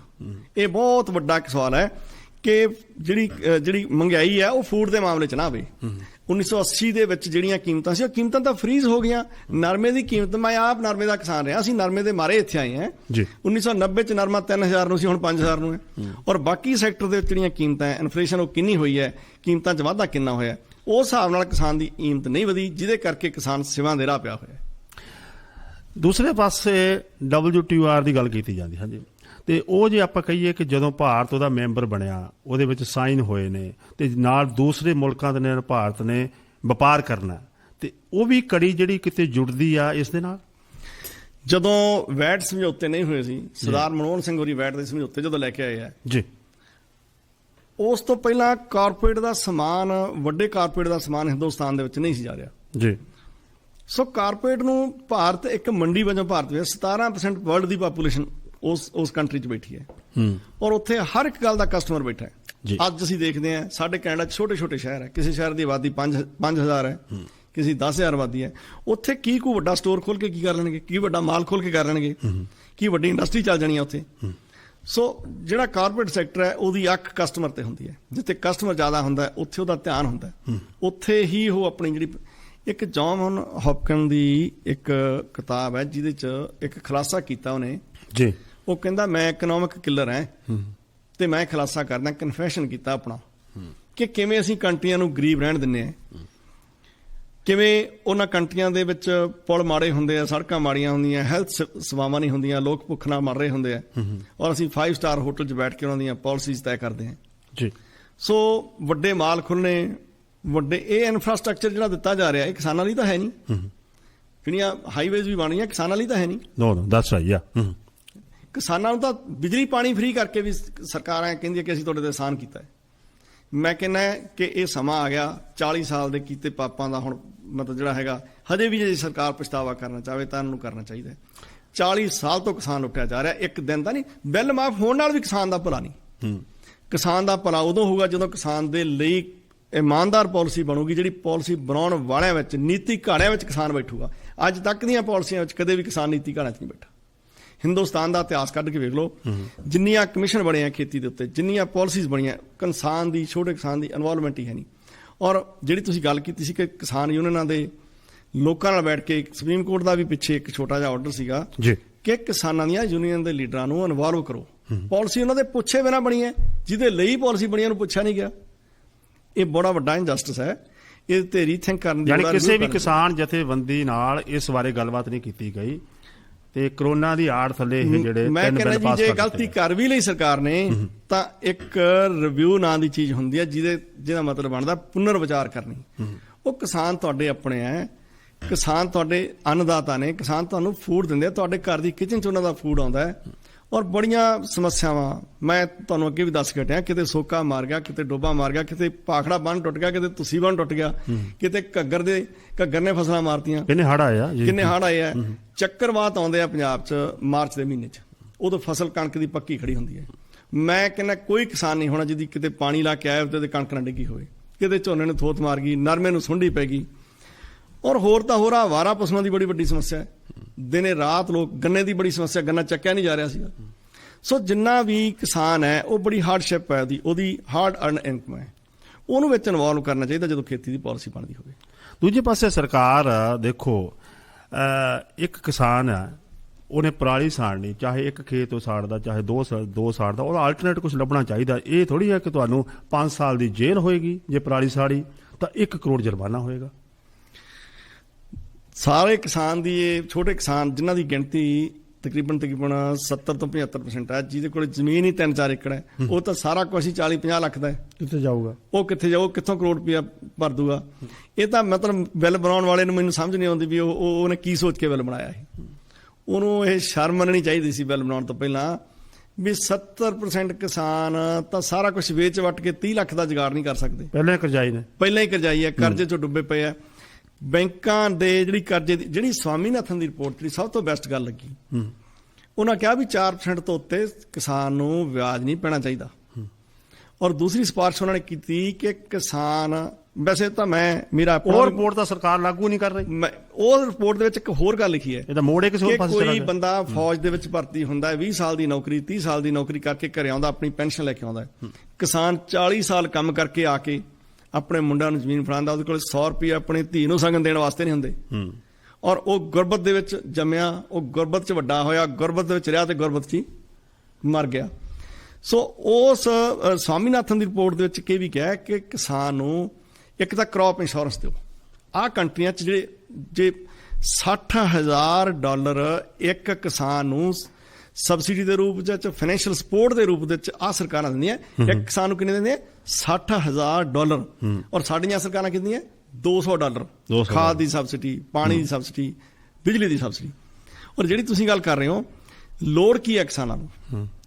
ਅੱਜ 70 ਕਰੋੜ ਕਿਸਾਨ ਇਸ ਗੱਲ ਦੀ ਮੰਗ ਕਰ ਸਕਦਾ ਹੈ ਕਿ ਸਾਨੂੰ ਭਾਈ ਪੈਨਸ਼ਨ ਦਿਓ, ਅਸੀਂ 40 ਸਾਲ ਕੰਮ ਕੀਤਾ ਹੈ, ਸਾਡੀ ਹੈਲਥ ਇੰਸ਼ੋਰੈਂਸ ਦਿਓ, ਸਾਡੀ ਕ੍ਰੌਪ ਦੀ ਇੰਸ਼ੋਰੈਂਸ ਦਿਓ, ਜਿਹੜੀ ਸਾਡੀ ਕ੍ਰੌਪ ਮਰ ਗਈ। ਕੋਈ ਵੀ ਕਿਸੇ ਵੀ ਚਖੇੜੇ ਨਾਲ ਸਰਕਾਰੀ ਗੱਲ, ਕਿਸੇ ਦੇ ਫੌਜ ਲੰਘਣਾ ਹੈ, ਕਿਸਾਨ ਦੀ ਫਸਲ ਮਰੀ ਗਈ। ਪਿੱਛੇ ਜੇ ਪੰਜਾਬ ਦੇ ਵਿੱਚ ਜਦੋਂ ਟੈਰਰਿਜ਼ਮ ਦੀ ਕੋਈ ਸਮੱਸਿਆ ਚੱਲਦੀ ਸੀ, ਕਾੜਕੂਆਦ ਦੀ, ਬੜਾ ਕਿਸਾਨਾਂ ਦਾ ਗੰਨੇ ਨੂੰ ਅੱਗ ਲਾ ਦਿੱਤੀ ਜਾਂਦੀ ਸੀ ਖੇਤ ਨੂੰ, ਕਿਸਾਨਾਂ ਦਾ ਹੀ ਕਣਕ ਸੜ ਜਾਂਦੀ, ਲਾਂਘਾ ਸੜ ਜਾਂਦਾ ਉਹਨਾਂ ਦਾ, ਔਰ ਉਹਨਾਂ ਨੂੰ ਕੁਝ ਨਹੀਂ ਮਿਲਦਾ ਜੀ। ਕਿਸਾਨ ਫੇਰ ਹੱਥ ਧੋ ਕੇ ਘਰੇ ਆ ਕੇ ਬਹਿ ਜਾਂਦਾ। ਸੋ ਇਸ ਤਰ੍ਹਾਂ ਦੀ ਪਾਲਿਸੀ ਚਾਹੀਦੀ ਹੈ ਕਿ ਕਿਸਾਨ ਦੀ ਫਸਲ ਦਾ ਜਿਹੜਾ ਮੁਆਵਜ਼ਾ ਦਿੱਤਾ ਹੈ। ਜਿਹੜੀ ਡਿਸਟ੍ਰੈਸ ਸ਼ਬਦ ਵਰਤਿਆ ਸੀ ਸਵਾਮੀਨਾਥਨ ਸਾਹਿਬ ਨੇ, ਪ੍ਰੋਫੈਸਰ ਸਾਹਿਬ ਨੇ, ਉਹ ਇੱਕ ਕਾਰਨ ਮੰਨਦੇ ਸੀ ਕਿ ਕਿਸਾਨ ਆਤਮ ਹੱਤਿਆ ਕਿਉਂ ਕਰਦਾ ਹੈ। ਸੋ ਹੋਣ ਵਾਲਾ ਤਾਂ ਬਹੁਤ ਕੁਝ ਹੈ। ਮੇਰਾ ਸਵਾਲ ਵੀ ਅਗਲਾ ਇਹ ਸੀ ਕਿ ਆਤਮ ਹੱਤਿਆ ਕਰਨ ਦੇ ਵਿੱਚ ਬੜਾ ਕੁਝ ਰਲਿਆ ਮਿਲਿਆ ਸਾਰਾ ਕੁਝ। ਜੇ ਆਪਾਂ 30 ਸਾਲ ਪਿੱਛੇ ਜਾਂਦੇ ਹਾਂ, 30 ਸਾਲ ਜ਼ਮੀਨਾਂ ਦੇ ਭਾਅ ਕੀ ਸੀ ਤੇ ਠੇਕਾ ਜਿਹੜਾ ਸੀ 2,000 ਰੁਪਇਆ ਹੁੰਦਾ ਸੀ, ਠੀਕ ਆ। ਤੇ ਹੁਣ ਕਿਸਾਨਾਂ ਦੀਆਂ ਫਸਲਾਂ ਦੇ ਭਾਅ ਉਹਨੇ ਨਹੀਂ ਵਧੇ ਜਿੰਨਾ ਠੇਕਾ ਵੱਧ ਗਿਆ। ਠੇਕਾ ਤੁਸੀਂ ਦੇਖੋ ਅੱਜ 50,000 40,000 60,000 ਕਿਸੇ ਤੇ ਡਿਪੈਂਡ ਕਰਦਾ। ਬਈ ਇਹ ਵੀ ਤਾਂ ਕੁਛ ਨਾ ਕੁਛ ਹੋਣਾ ਚਾਹੀਦਾ। ਜਿਹੜੇ NRI ਭਰਾ ਅਸੀਂ ਬਾਹਰ ਵੱਸਦੇ ਹਾਂ, ਜੇ ਅਸੀਂ ਕਹਿ ਲਈਏ ਵੀ ਆ ਕਿਸਾਨ ਤਾਂ ਆ ਕੇ ਦਿੱਲੀ ਬੈਠੇ ਨੇ, ਉਹਨਾਂ ਨੂੰ 4-4 5-5 ਮਹੀਨੇ ਹੋ ਗਏ ਸਾਰਾ ਕੰਮਕਾਰ ਛੱਡ ਕੇ ਆ ਕੇ ਦਿੱਲੀ ਬੈਠੇ ਨੇ, ਤੇ ਅਸੀਂ ਵੀ ਤਾਂ ਕਹਿ ਹੀ ਸਕਦੇ ਹਾਂ ਵੀ ਚਲੋ ਭਾਈ 1 ਸਾਲ ਠੇਕਾ ਨਾ ਦਿਓ। ਮਤਲਬ ਜੇ ਤੁਸੀਂ ਸੱਚ ਪੁੱਛੋ ਤਾਂ ਮਰਦੇ ਹੀ ਠੇਕੇ ਤੇ ਲੈਣ ਵਾਲੇ ਆ। ਜ਼ਮੀਨਾਂ ਠੇਕੇ ਤੇ ਲੈਣ ਵਾਲੇ ਕਿਸਾਨ ਹੀ ਆਤਮ ਹੱਤਿਆ ਕਰਦੇ, ਉਹਨਾਂ ਦੇ ਕੋਲ ਕੋਈ ਰਾਹ ਹੀ ਨਹੀਂ ਬਚਦਾ। ਤੁਸੀਂ ਇਹ ਦੱਸੋ ਵੀ ਜਿਨ੍ਹਾਂ ਦੇ ਕੋਲ ਆਪਣੀ ਜ਼ਮੀਨ ਹੈ, ਆਪਣੀ ਜ਼ਮੀਨ 'ਚ ਰੇਹਾਂ ਸਪਰੇਆਂ ਦੇ ਖਰਚੇ ਕੱਢ ਕੇ, ਆਪਣੇ ਘਰ ਦੀ ਇਨਕਮ ਦੀ, ਘਰਦਿਆਂ ਦੀ ਮਿਹਨਤ ਕੱਢ ਕੇ ਵੀ ਉਹਨਾਂ ਨੂੰ ਕੱਖ ਨਹੀਂ ਬਚਦਾ, ਤੇ ਠੇਕੇ ਦਾ 60,000 ਦੇ ਕੇ ਕਿਵੇਂ ਬਚੂਗਾ? ਹਾਂ ਜੀ, ਇਹ ਪਾਲਿਸੀ ਬਹੁਤ ਵੱਡੀ ਗੱਲ ਹੈ, ਉਹ ਬਣਾਉਣ ਦਾ ਤਾਂ ਮਤਲਬ ਵੱਡਾ ਸਬਜੈਕਟ ਹੈ। ਪਰ ਮੈਂ ਬੇਨਤੀ ਪੰਜਾਬ ਸਰਕਾਰ ਨੂੰ ਤੇ ਸਾਡੇ NRI ਵੀਰ ਜਿਹੜੇ ਤੁਹਾਡੇ ਮਾਧਿਅਮ ਰਾਹੀਂ ਸੁਣਦੇ, ਮੈਂ ਪਹਿਲਾਂ ਵੀ ਕੀਤੀ ਸੀ ਕਿ ਇਸ ਵਾਰੀ ਕਿਸਾਨਾਂ ਤੋਂ ਠੇਕਾ ਨਾ ਲਓ। ਜਿਹੜੇ ਦਿੱਲੀ ਕਿਸਾਨ ਧਰਨੇ ਤੇ ਆਪਣੇ ਘਰ-ਬਾਰ ਛੱਡ ਕੇ ਠੰਡ ਦੇ ਵਿੱਚ ਰੁਲ ਰਹੇ ਆ, ਔਰ 2-2 4-4 5-5 ਏਕੜ ਵਾਲੇ ਕਿਸਾਨ ਹੈ, ਉਹਨਾਂ ਤੋਂ ਟਰੈਕਟਰਾਂ ਦੇ ਟਰਾਲੀਆਂ ਦੇ ਖਰਚੇ ਨਹੀਂ ਨਿਕਲ ਰਹੇ, ਡੀਜ਼ਲ ਦਾ ਖਰਚਾ ਨਹੀਂ ਨਿਕਲ ਰਿਹਾ, ਸਪਰੇਆਂ ਦੇ ਖਰਚੇ ਨਹੀਂ ਨਿਕਲ ਰਹੇ, ਲੇਬਰ ਨਹੀਂ ਨਿਕਲ ਰਹੀ। ਤੁਸੀਂ ਰੱਬ ਦਾ ਵਾਸਤਾ, ਇੱਥੇ ਅਸੀਂ ਆ ਗਏ ਹਾਂ, ਜਿਹੜੇ ਲੋਕ ਠੀਕ ਰੋਟੀ ਪਾਣੀ ਖਾਂਦੇ ਆ, ਉਹ ਉੱਥੋਂ ਪੈਸੇ ਲਿਆ ਕੇ ਕਿਸਾਨਾਂ ਦਾ ਖੂਨ ਹੀ ਲਿਆ ਰਹੇ ਆ, ਪੈਸੇ ਦਾ ਨਹੀਂ ਲਿਆ ਰਹੇ। ਮਤਲਬ ਮੈਨੂੰ ਤਾਂ ਲੱਗਦੀ ਵੀ ਜਿੱਡੇ ਅਤਿਆਚਾਰੀ ਸਰਕਾਰ ਆ, ਉਦੋਂ ਵੱਡਾ ਅਤਿਆਚਾਰੀ ਉਹ ਲੋਕ ਵੀ ਨੇ ਜਿਹੜੇ ਉਹਨਾਂ ਦਾ ਕਚੂੰਬਰ ਕੱਢ ਕੇ ਇੱਥੇ ਲਿਆ ਰਹੇ ਆ। ਸੋ ਇਹਨਾਂ ਨੂੰ ਪੰਜਾਬ ਸਰਕਾਰ ਨੂੰ ਇਹ ਪਾਲਿਸੀ ਬਣਾਉਣੀ ਚਾਹੀਦੀ ਹੈ। ਇੱਥੋਂ ਦੀ ਜਿਹੜੀ NRI ਲੋਕ ਹੈ ਉਹਨਾਂ ਦੀ ਸਪੋਰਟ ਕਰ ਸਕਦੇ ਇਹਦੇ 'ਚ, ਕਿ ਜਿਹੜੇ ਲੋਕ ਬਾਹਰ ਚਲੇ ਗਏ। ਹੁਣ ਇੱਥੋਂ ਦੀ ਗਵਰਨਮੈਂਟ ਜਿਹੜੇ ਲੋਕ 6 ਮਹੀਨੇ ਇੱਥੇ ਨਹੀਂ ਰਹਿੰਦੇ, ਉਹਨਾਂ ਨੂੰ ਪੈਨਸ਼ਨ ਨਹੀਂ ਦਿੰਦੀ। ਸਹੀ ਗੱਲ ਆ, ਉਹਨਾਂ ਨੂੰ ਦੁਬਾਰਾ ਆ ਕੇ ਰਜਿਸਟਰ ਕਰਾਉਣੀ ਪੈਂਦੀ। ਜੇ ਪੈਨਸ਼ਨ ਬਾਈ ਜੀ ਦਿੰਦੀ ਵੀ ਹੈ ਤਾਂ ਵੀ ਉਹਨਾਂ ਦਾ ਨੋਟਿਸ ਆਫ ਅਸੈਸਮੈਂਟ, ਉਹਨਾਂ ਦੀ ਸਾਲ ਦੀ ਸਾਲਾਨਾ ਇਨਕਮ ਚੈੱਕ ਕੀਤੀ ਜਾਂਦੀ ਹੈ, ਔਰ ਉਹ ਟੈਕਸੇਬਲ ਹੁੰਦੀ ਹੈ। ਸਾਡੇ ਇਸ ਤਰ੍ਹਾਂ ਦਾ ਕੋਈ ਵਿਧਾਨ ਨਹੀਂ। ਜਿਹੜੇ ਉੱਥੋਂ ਮੁਲਾਜ਼ਮ ਆ ਗਏ, ਨਾਲ ਠੇਕਾ ਲੈ ਆਏ, ਇੱਥੇ ਆ ਕੇ ਵੀ ਪੈਨਸ਼ਨਾਂ ਲੈ ਰਹੇ ਆ, ਇੱਥੇ ਆ ਕੇ ਵੀ ਸੋਹਣੇ ਰੁਜ਼ਗਾਰ ਕਰ ਰਹੇ ਆ, ਉਹਨਾਂ ਲਈ ਕਾਨੂੰਨ ਬਣਨਾ ਚਾਹੀਦਾ ਹੈ। ਔਰ ਜਿਹੜੇ ਦੂਜੇ ਉੱਥੇ ਮੁਲਾਜ਼ਮ ਭਰਾ ਲੱਗੇ ਨੇ, ਕੋਈ ਪੁਲਿਸ 'ਚ ਲੱਗਿਆ, ਟੀਚਰ ਲੱਗਿਆ, ਸਿਕਿਉਰਿਟੀ ਸਰਵਿਸ ਦੇ ਵਿੱਚ ਲੱਗਿਆ, ਕਾਰਪੋਰੇਟ ਸਰਵਿਸ ਕੰਮ ਕਰਦੇ ਆ, ਜਿਨ੍ਹਾਂ ਦੀ ਇਨਕਮ ਵੀ 50,000 ਜਾਂ ਲੱਖ ਰੁਪਏ ਤੋਂ ਉੱਪਰ ਹੈ, ਉਹਨਾਂ ਸਾਰਿਆਂ ਲਈ ਕਾਨੂੰਨ ਇਹ ਬਣਨਾ ਚਾਹੀਦਾ ਹੈ। ਅਸੀਂ ਸਪੋਰਟ ਕਰਾਂਗੇ ਇੱਥੇ ਬੈਠੇ, ਕੈਪਟਨ ਅਮਰਿੰਦਰ ਸਿੰਘ ਹੋਵੇ ਜਾਂ ਕੋਈ ਹੋਰ ਸਰਕਾਰ ਹੋਵੇ, ਉਹ ਕਾਨੂੰਨ ਬਣਾਵੇ ਕਿ ਇਹ ਲੋਕ ਘੱਟ ਤੋਂ ਘੱਟ ਝੋਨਾ ਨਹੀਂ ਬੀਜ ਸਕਦੇ। ਇਹ ਸਾਡੀਆਂ ਨਸਲਾਂ ਵਾਸਤੇ ਪਾਣੀ ਰੱਖਿਆ, ਇਹ ਪਾਣੀ ਦੇ ਆਉਣ ਵਾਲੀਆਂ ਜਨਰੇਸ਼ਨਸ ਦਾ ਹੱਕ ਹੈ। ਤੁਸੀਂ ਕੌਣ ਹੁੰਦੇ ਹੋ ਹੱਕ ਖੋਣ ਵਾਲੇ? ਔਰ ਉਹ ਵੀ ਰੱਜਦੇ ਖਾਂਦੇ ਲੋਕ ਆਪਣੀਆਂ ਫਸਲਾਂ ਝੋਨਾ ਬੀਜਣ, ਆਪਣੀਆਂ ਰੇਹਾਂ ਸਪਰੇਆਂ ਵਾਲੀ ਖੇਤੀ ਕਰਨ। ਅਸੀਂ ਕਿਸਾਨ ਦਾ ਜਿਹੜਾ ਅਸਲੀ ਹੱਲ ਹੈ, ਜਿਹਦੇ ਬਾਰੇ ਡਿਸਕਸ਼ਨ ਬਹੁਤ ਘੱਟ ਹੋਈ ਹੈ, ਮੈਂ ਕਹਿੰਦਾ ਕਿ ਕਿਸਾਨ ਭਰਾ ਉੱਥੇ ਧਰਨਿਆਂ ਤੇ ਬੈਠੇ ਆ, ਰਾਜੇਵਾਲ ਸਾਹਿਬ ਹੋਰੀ ਸਿਆਣੇ ਬੰਦੇ ਆ, ਉਹ ਦੁਨੀਆ ਦੇ ਅਰਥਸ਼ਾਸਤਰੀਆਂ ਨੂੰ ਬੁਲਾਉਣ, ਉੱਥੇ ਇੱਕ ਮਾਡਲ ਦੇਣ ਕਿ ਆਹ ਮਾਡਲ ਹੈ ਖੇਤੀ ਦਾ, ਆਹ ਮਾਡਲ ਹੈ, ਆਹ ਜ਼ੀਰੋ ਬਜਟ ਖੇਤੀ ਹੈ। ਸਰਕਾਰਾਂ ਇੱਥੇ $60,000 ਦੇ ਰਹੀਆਂ, ਉੱਥੇ ਸਰਕਾਰਾਂ ਉਹਨਾਂ ਨੂੰ ਘਾਟੇ ਦੀ ਅਵਸਥਾ MSP ਪੂਰੀ ਦੇਣ, ਉਹਨਾਂ ਨੂੰ ਖਰਚੇ ਦੇਣ, ਉਹਦੇ ਡੈਟ ਮਾਫ ਕਰਨ, ਜਿਹੜੇ ਕਰਜ਼ੇ ਮਿਲਦੇ ਆ ਉਹ ਇੰਟਰਸਟ ਫ੍ਰੀ ਕਰਜ਼ੇ ਦੇਣ। ਜਿਹੜੀ ਗੱਲ ਕਰਨ ਵਾਲੀ ਆ ਉਹ ਕਰਨੀ ਚਾਹੀਦੀ ਆ। ਕਿਸਾਨਾਂ ਨੂੰ ਵਿਆਜ ਫ੍ਰੀ ਕਰਜ਼ਾ ਮਿਲਣਾ ਚਾਹੀਦਾ ਹੈ, ਉਹਨਾਂ ਨੂੰ ਕਰਜ਼ੇ ਤੇ ਸਬਸਿਡੀ ਮਿਲਣੀ ਚਾਹੀਦੀ ਹੈ। ਜਿੰਨਾ ਸਰਕਾਰ, ਇੱਕੋ ਹੀ ਮੰਗ ਹੈ ਸਾਡੀ ਕਿ ਜਿੰਨਾ ਸਰਕਾਰ ਕਾਰਪੋਰੇਟ ਸੈਕਟਰ ਨੂੰ ਸਬਸਿਡੀ ਦਿੰਦੀ ਹੈ, ਉਦੋਂ ਅੱਧਾ ਹੀ ਦੇ ਦੇ ਕਿਸਾਨਾਂ ਨੂੰ, ਤਾਂ ਸਾਡਾ ਕਿਸਾਨ ਸਾਰੀ ਧਰਤੀ ਦੀ ਤਕਦੀਰ ਬਦਲ ਸਕਦਾ ਹੈ। ਔਰ ਮੈਂ ਤੁਹਾਨੂੰ ਦੱਸਾਂ, ਕਿ ਬਾਹਰ ਵਾਲੇ ਕੰਟਰੀਆਂ 'ਚ, ਬਾਹਰ ਵਾਲੀਆਂ ਵੱਡੀਆਂ ਮਾਰਕੀਟਾਂ 'ਚ ਆਰਗੈਨਿਕ ਫੂਡ ਦਾ ਇੰਨਾ ਕੁ ਮੰਗ ਹੈ, ਆਰਗੈਨਿਕ ਫੂਡ ਦੀ। ਸਾਡਾ ਕਿਸਾਨ, ਉਹਦੇ ਕੋਲੇ ਵੈਦਰ ਹੈ, ਉਹਦੇ ਕੋਲ ਸੂਰਜ ਦੀ ਰੋਸ਼ਨੀ ਹੈ, ਉਹ ਮਿਹਨਤੀ ਆ। ਉੱਥੇ ਪੰਜਾਬ 'ਚ ਤਾਂ 98। ਮੇਰਾ ਅਗਲਾ ਸਵਾਲ ਵੀ ਇਹੀ ਸੀ ਕਿ ਉੱਥੇ ਮੌਸਮ ਬੜਾ ਵਧੀਆ, ਨਾ ਸਨੋ ਪੈਂਦੀ, এনवायरमेंट ਇੰਨੀ ਵਧੀਆ, ਕਿਉਂ ਅਸੀਂ ਇੱਕ ਦੋ ਫਸਲਾਂ ਦੇ ਲਾਗੇ ਬੈਠੇ ਆ? ਕਿਉਂ ਇੱਕ ਫਸਲਾਂ ਹੀ ਉਗਾਉਂਦੇ ਆ? ਕਿਉਂ ਨਹੀਂ ਹੋਰ ਆਰਗੈਨਿਕ ਖੇਤੀ ਕੀਤੀ ਜਾਂਦੀ? ਕਿਉਂ ਨਹੀਂ ਉੱਥੇ ਬਦਲਾਅ ਆਉਣਾ ਚਾਹੀਦਾ? ਦੇਖੋ, ਇਹ ਬਦਲਾਅ ਜਿਹੜਾ ਜ਼ੀਰੋ ਬਜਟ ਜਿਹੜੀ ਖੇਤੀ ਤੁਸੀਂ ਗੱਲ ਕਰਦੇ ਹੋ, ਉਹ ਬਦਲਾਅ ਆਊਗਾ, ਪਰ ਫਿਲਹਾਲ ਜਿਹੜਾ ਕਿਸਾਨ ਇੰਨਾ ਕਰਜ਼ਾ ਚੱਕੀ ਬੈਠਾ ਹੈ, ਜਾਂ ਤਾਂ ਸਰਕਾਰ ਇਹ ਵਾਅਦਾ ਕਰੇ ਕਿ ਅਸੀਂ ਤੁਹਾਡਾ ਕਰਜ਼ਾ ਮਾਫ ਕੀਤਾ ਹੈ ਜੀ, ਤੁਹਾਨੂੰ ਜਿਹੜਾ ਅੱਗੇ ਕਰਜ਼ਾ ਦੇਣਾ ਉਹ ਇੰਟਰਸਟ ਫ੍ਰੀ ਦੇਣਾ ਹੈ, ਤਾਂ ਤੁਸੀਂ ਜ਼ੀਰੋ ਬਜਟ ਖੇਤੀ ਨਾਲ ਤਾਂ ਹੀ ਜੋੜਿਆ ਜਾ ਸਕਦਾ ਨਾ ਜੀ। ਕਿਸਾਨ ਦਾ ਕਰਜ਼ਾ, ਉਹਦੇ ਟਰੈਕਟਰ ਟਰਾਲੀਆਂ ਦੀਆਂ ਕਿਸ਼ਤਾਂ ਨਹੀਂ ਮੁੱਕ ਰਹੀਆਂ, ਕੋਈ ਖੇਤੀ ਲਈ ਜਿਹੜੀ ਪਾਲਿਸੀ ਹੈ ਉਹ ਇਮਾਨਦਾਰੀ ਪਾਲਿਸੀ ਨਹੀਂ ਬਣੀ, ਦੱਸ ਰਹੀ ਆ ਹਨਾ। ਨਹੀਂ ਤਾਂ ਬਾਹਰਲੇ ਕੰਟਰੀਆਂ 'ਚ ਇੰਨੀ ਆਰਗੈਨਿਕ ਫੂਡ ਦੀ ਡਿਮਾਂਡ ਹੈ ਔਰ ਸਾਡਾ ਕਿਸਾਨ ਕੰਪੀਟੈਂਟ ਹੈ ਉਹ ਡਿਮਾਂਡ ਨੂੰ ਪੂਰੀ ਕਰਨ ਲਈ। ਜੀ, ਦੱਸ ਰਹੀ ਆ। ਤਾਂ ਹੱਲ ਤਾਂ ਹੋ ਸਕਦਾ ਹੈ, ਸਰਕਾਰਾਂ ਚਾਹਣ ਤਾਂ ਕੀ ਨਹੀਂ ਹੋ ਸਕਦਾ। ਦੇਖੋ, ਜਦੋਂ ਵੀ ਮਾੜੇ ਹੋਏ ਆ ਉਦੋਂ ਲੀਡਰ ਹੀ ਮਾੜੇ ਹੋਏ ਆ, ਲੋਕ ਕਦੇ ਮਾੜੇ ਨਹੀਂ ਹੁੰਦੇ। ਜਦੋਂ ਵੀ ਮਾੜੀ ਹੋਈ ਹੈ, ਲੀਡਰਸ਼ਿਪ ਮਾੜੀ ਹੋਈ ਹੈ। ਹੁਣ ਵੀ ਜੇ ਕਿਤੇ ਕਿਸਾਨ ਸੰਘਰਸ਼ ਇੱਧਰ ਉੱਧਰ ਜਾਂਦਾ ਤਾਂ ਉਂਗਲ ਲੀਡਰਸ਼ਿਪ ਤੇ ਚੱਕੀ ਜਾਣੀ ਹੈ। ਸੁਰਜੀਤ ਸਿੰਘ ਜੀ, ਤੁਸੀਂ ਸਟੂਡੀਓ ਵਿੱਚ ਆਏ, ਤੁਹਾਡਾ ਬਹੁਤ ਬਹੁਤ ਧੰਨਵਾਦ। ਸਪੈਸ਼ਲ ਤੌਰ ਤੇ ਮੈਂ ਤੁਹਾਡਾ ਧੰਨਵਾਦ ਕਰਦਾ, ਤੇ ਸੈਮ ਭੁੱਲਰ ਸਾਹਿਬ ਸਟੂਡੀਓ ਪਹੁੰਚੇ ਨੇ, ਅਸੀਂ ਉਹਨਾਂ ਦਾ ਬਹੁਤ ਬਹੁਤ ਧੰਨਵਾਦ ਕਰਦੇ ਹਾਂ। Thank you so much. ਗਾਹੇ ਬਗਾਹੇ ਜ਼ਰੂਰ ਆਉਂਦੇ ਰਿਹਾ ਕਰੋ, ਇੱਕ ਅੱਧਾ ਵੀਕ ਛੱਡ ਕੇ। ਤੁਹਾਡੇ ਨਾਲ ਗੱਲਬਾਤ ਕਰਕੇ ਬਹੁਤ ਚੰਗਾ ਲੱਗਿਆ, ਤੁਹਾਡਾ ਬਹੁਤ ਬਹੁਤ ਧੰਨਵਾਦ ਜੀ। ਅੰਤ ਵਿੱਚ ਆਪਣੇ ਵੱਲੋਂ ਇੱਕ ਅੱਧਾ ਮਿੰਟ ਹੈ ਆਪਣੇ ਕੋਲ, ਕੋਈ ਕੁਛ ਇੱਕ ਕਿਸਾਨ ਅੰਦੋਲਨ ਬਾਰੇ ਕੁਛ ਲਾਈਨਾਂ ਕਰਨੀ ਚਾਹੁੰਦੇ ਹੋ? ਹਾਂਜੀ। ਬਸ ਮੈਂ ਇੱਕੋ ਹੀ ਗੱਲ ਕਹਿਣੀ ਚਾਹਾਂਗਾ ਕਿ ਸਾਡੀ ਆਤਮਾ ਤੁਹਾਡੇ 'ਚ ਹੀ ਹੈ। ਉਹ ਕਿਸੇ ਸ਼ਾਇਰ ਨੇ ਕਿਹਾ ਸੀ, ਜੰਮੀ ਨਾ ਨੀ ਮਾਏ ਮੈਨੂੰ ਇਹੋ ਜਿਹੇ ਪਿੰਡ ਜਿੱਥੇ ਮੇਰੇ ਵੀਰੇ ਦੀਆਂ ਤੱਤੀਆਂ ਤਰੇਲੀਆਂ ਦਾ ਚੱਪਾ ਟੁੱਕ ਮੁੱਲ ਨਾ ਪਵੇ। ਸੋ ਕਿਸਾਨ ਭਰਾਓ, ਸਾਡਾ ਦਿਲ ਤੁਹਾਡੇ ਨਾਲ ਹੈ, ਤਕੜੇ ਹੋ ਤੁਸੀਂ, ਤੁਹਾਡੀ ਜਿੱਤ ਤੁਹਾਡੀ ਆਪਣੀ ਹੈ। ਪਰ ਮੈਂ ਕਹਿਣਾ ਕਿ 72 ਕਰੋੜ ਬੰਦਿਆਂ ਨੂੰ ਬੁੱਕਲ 'ਚ ਲੈ ਕੇ ਚੱਲੋ, ਤੁਸੀਂ ਰਾਜਾਂ ਭਾਗਾਂ ਦੇ ਮਾਲਕ ਬਣੋਗੇ ਜੀ। ਤੁਹਾਡਾ ਟਾਈਮ ਦੇਣ ਦਾ ਬਹੁਤ ਬਹੁਤ ਧੰਨਵਾਦ। No problem, thank you so much. ਇਹ ਸਨ ਸੁਰਜੀਤ ਸਿੰਘ ਝਬੇਲ ਵਾਲੀ, ਅਸੀਂ ਨਾਲ ਗੱਲਬਾਤ ਕੀਤੀ। ਸਪੈਸ਼ਲ ਤੌਰ ਤੇ ਮੈਂ ਜਿੱਥੇ ਨਾਲ ਧੰਨਵਾਦ ਕਰਦਾ, ਉਸੇ ਨਾਲ ਸੈਮ ਭੁੱਲਰ ਸਾਹਿਬ ਸਟੂਡੀਓ ਪਹੁੰਚੇ, ਉਹਨਾਂ ਦਾ ਬਹੁਤ ਧੰਨਵਾਦ ਕਰਦਾ। ਜਾਸ਼ੂਆ ਸਿੱਧੂ ਸਟੂਡੀਓ ਪਹੁੰਚੇ ਹੋਏ ਨੇ, ਉਹਨਾਂ ਦਾ ਵੀ ਬਹੁਤ ਬਹੁਤ ਧੰਨਵਾਦ ਕਰਦਾ। ਪ੍ਰੋਗਰਾਮ ਸਾਂਝਾ ਪੰਜਾਬ ਦੇ ਵਿੱਚ ਅਸੀਂ ਅੱਜ ਦਾ 2 ਘੰਟੇ ਦਾ ਪ੍ਰੋਗਰਾਮ ਤੁਹਾਡੇ ਲਈ ਪੇਸ਼ ਕੀਤਾ। ਪ੍ਰੋਗਰਾਮ ਤੋਂ ਬਾਅਦ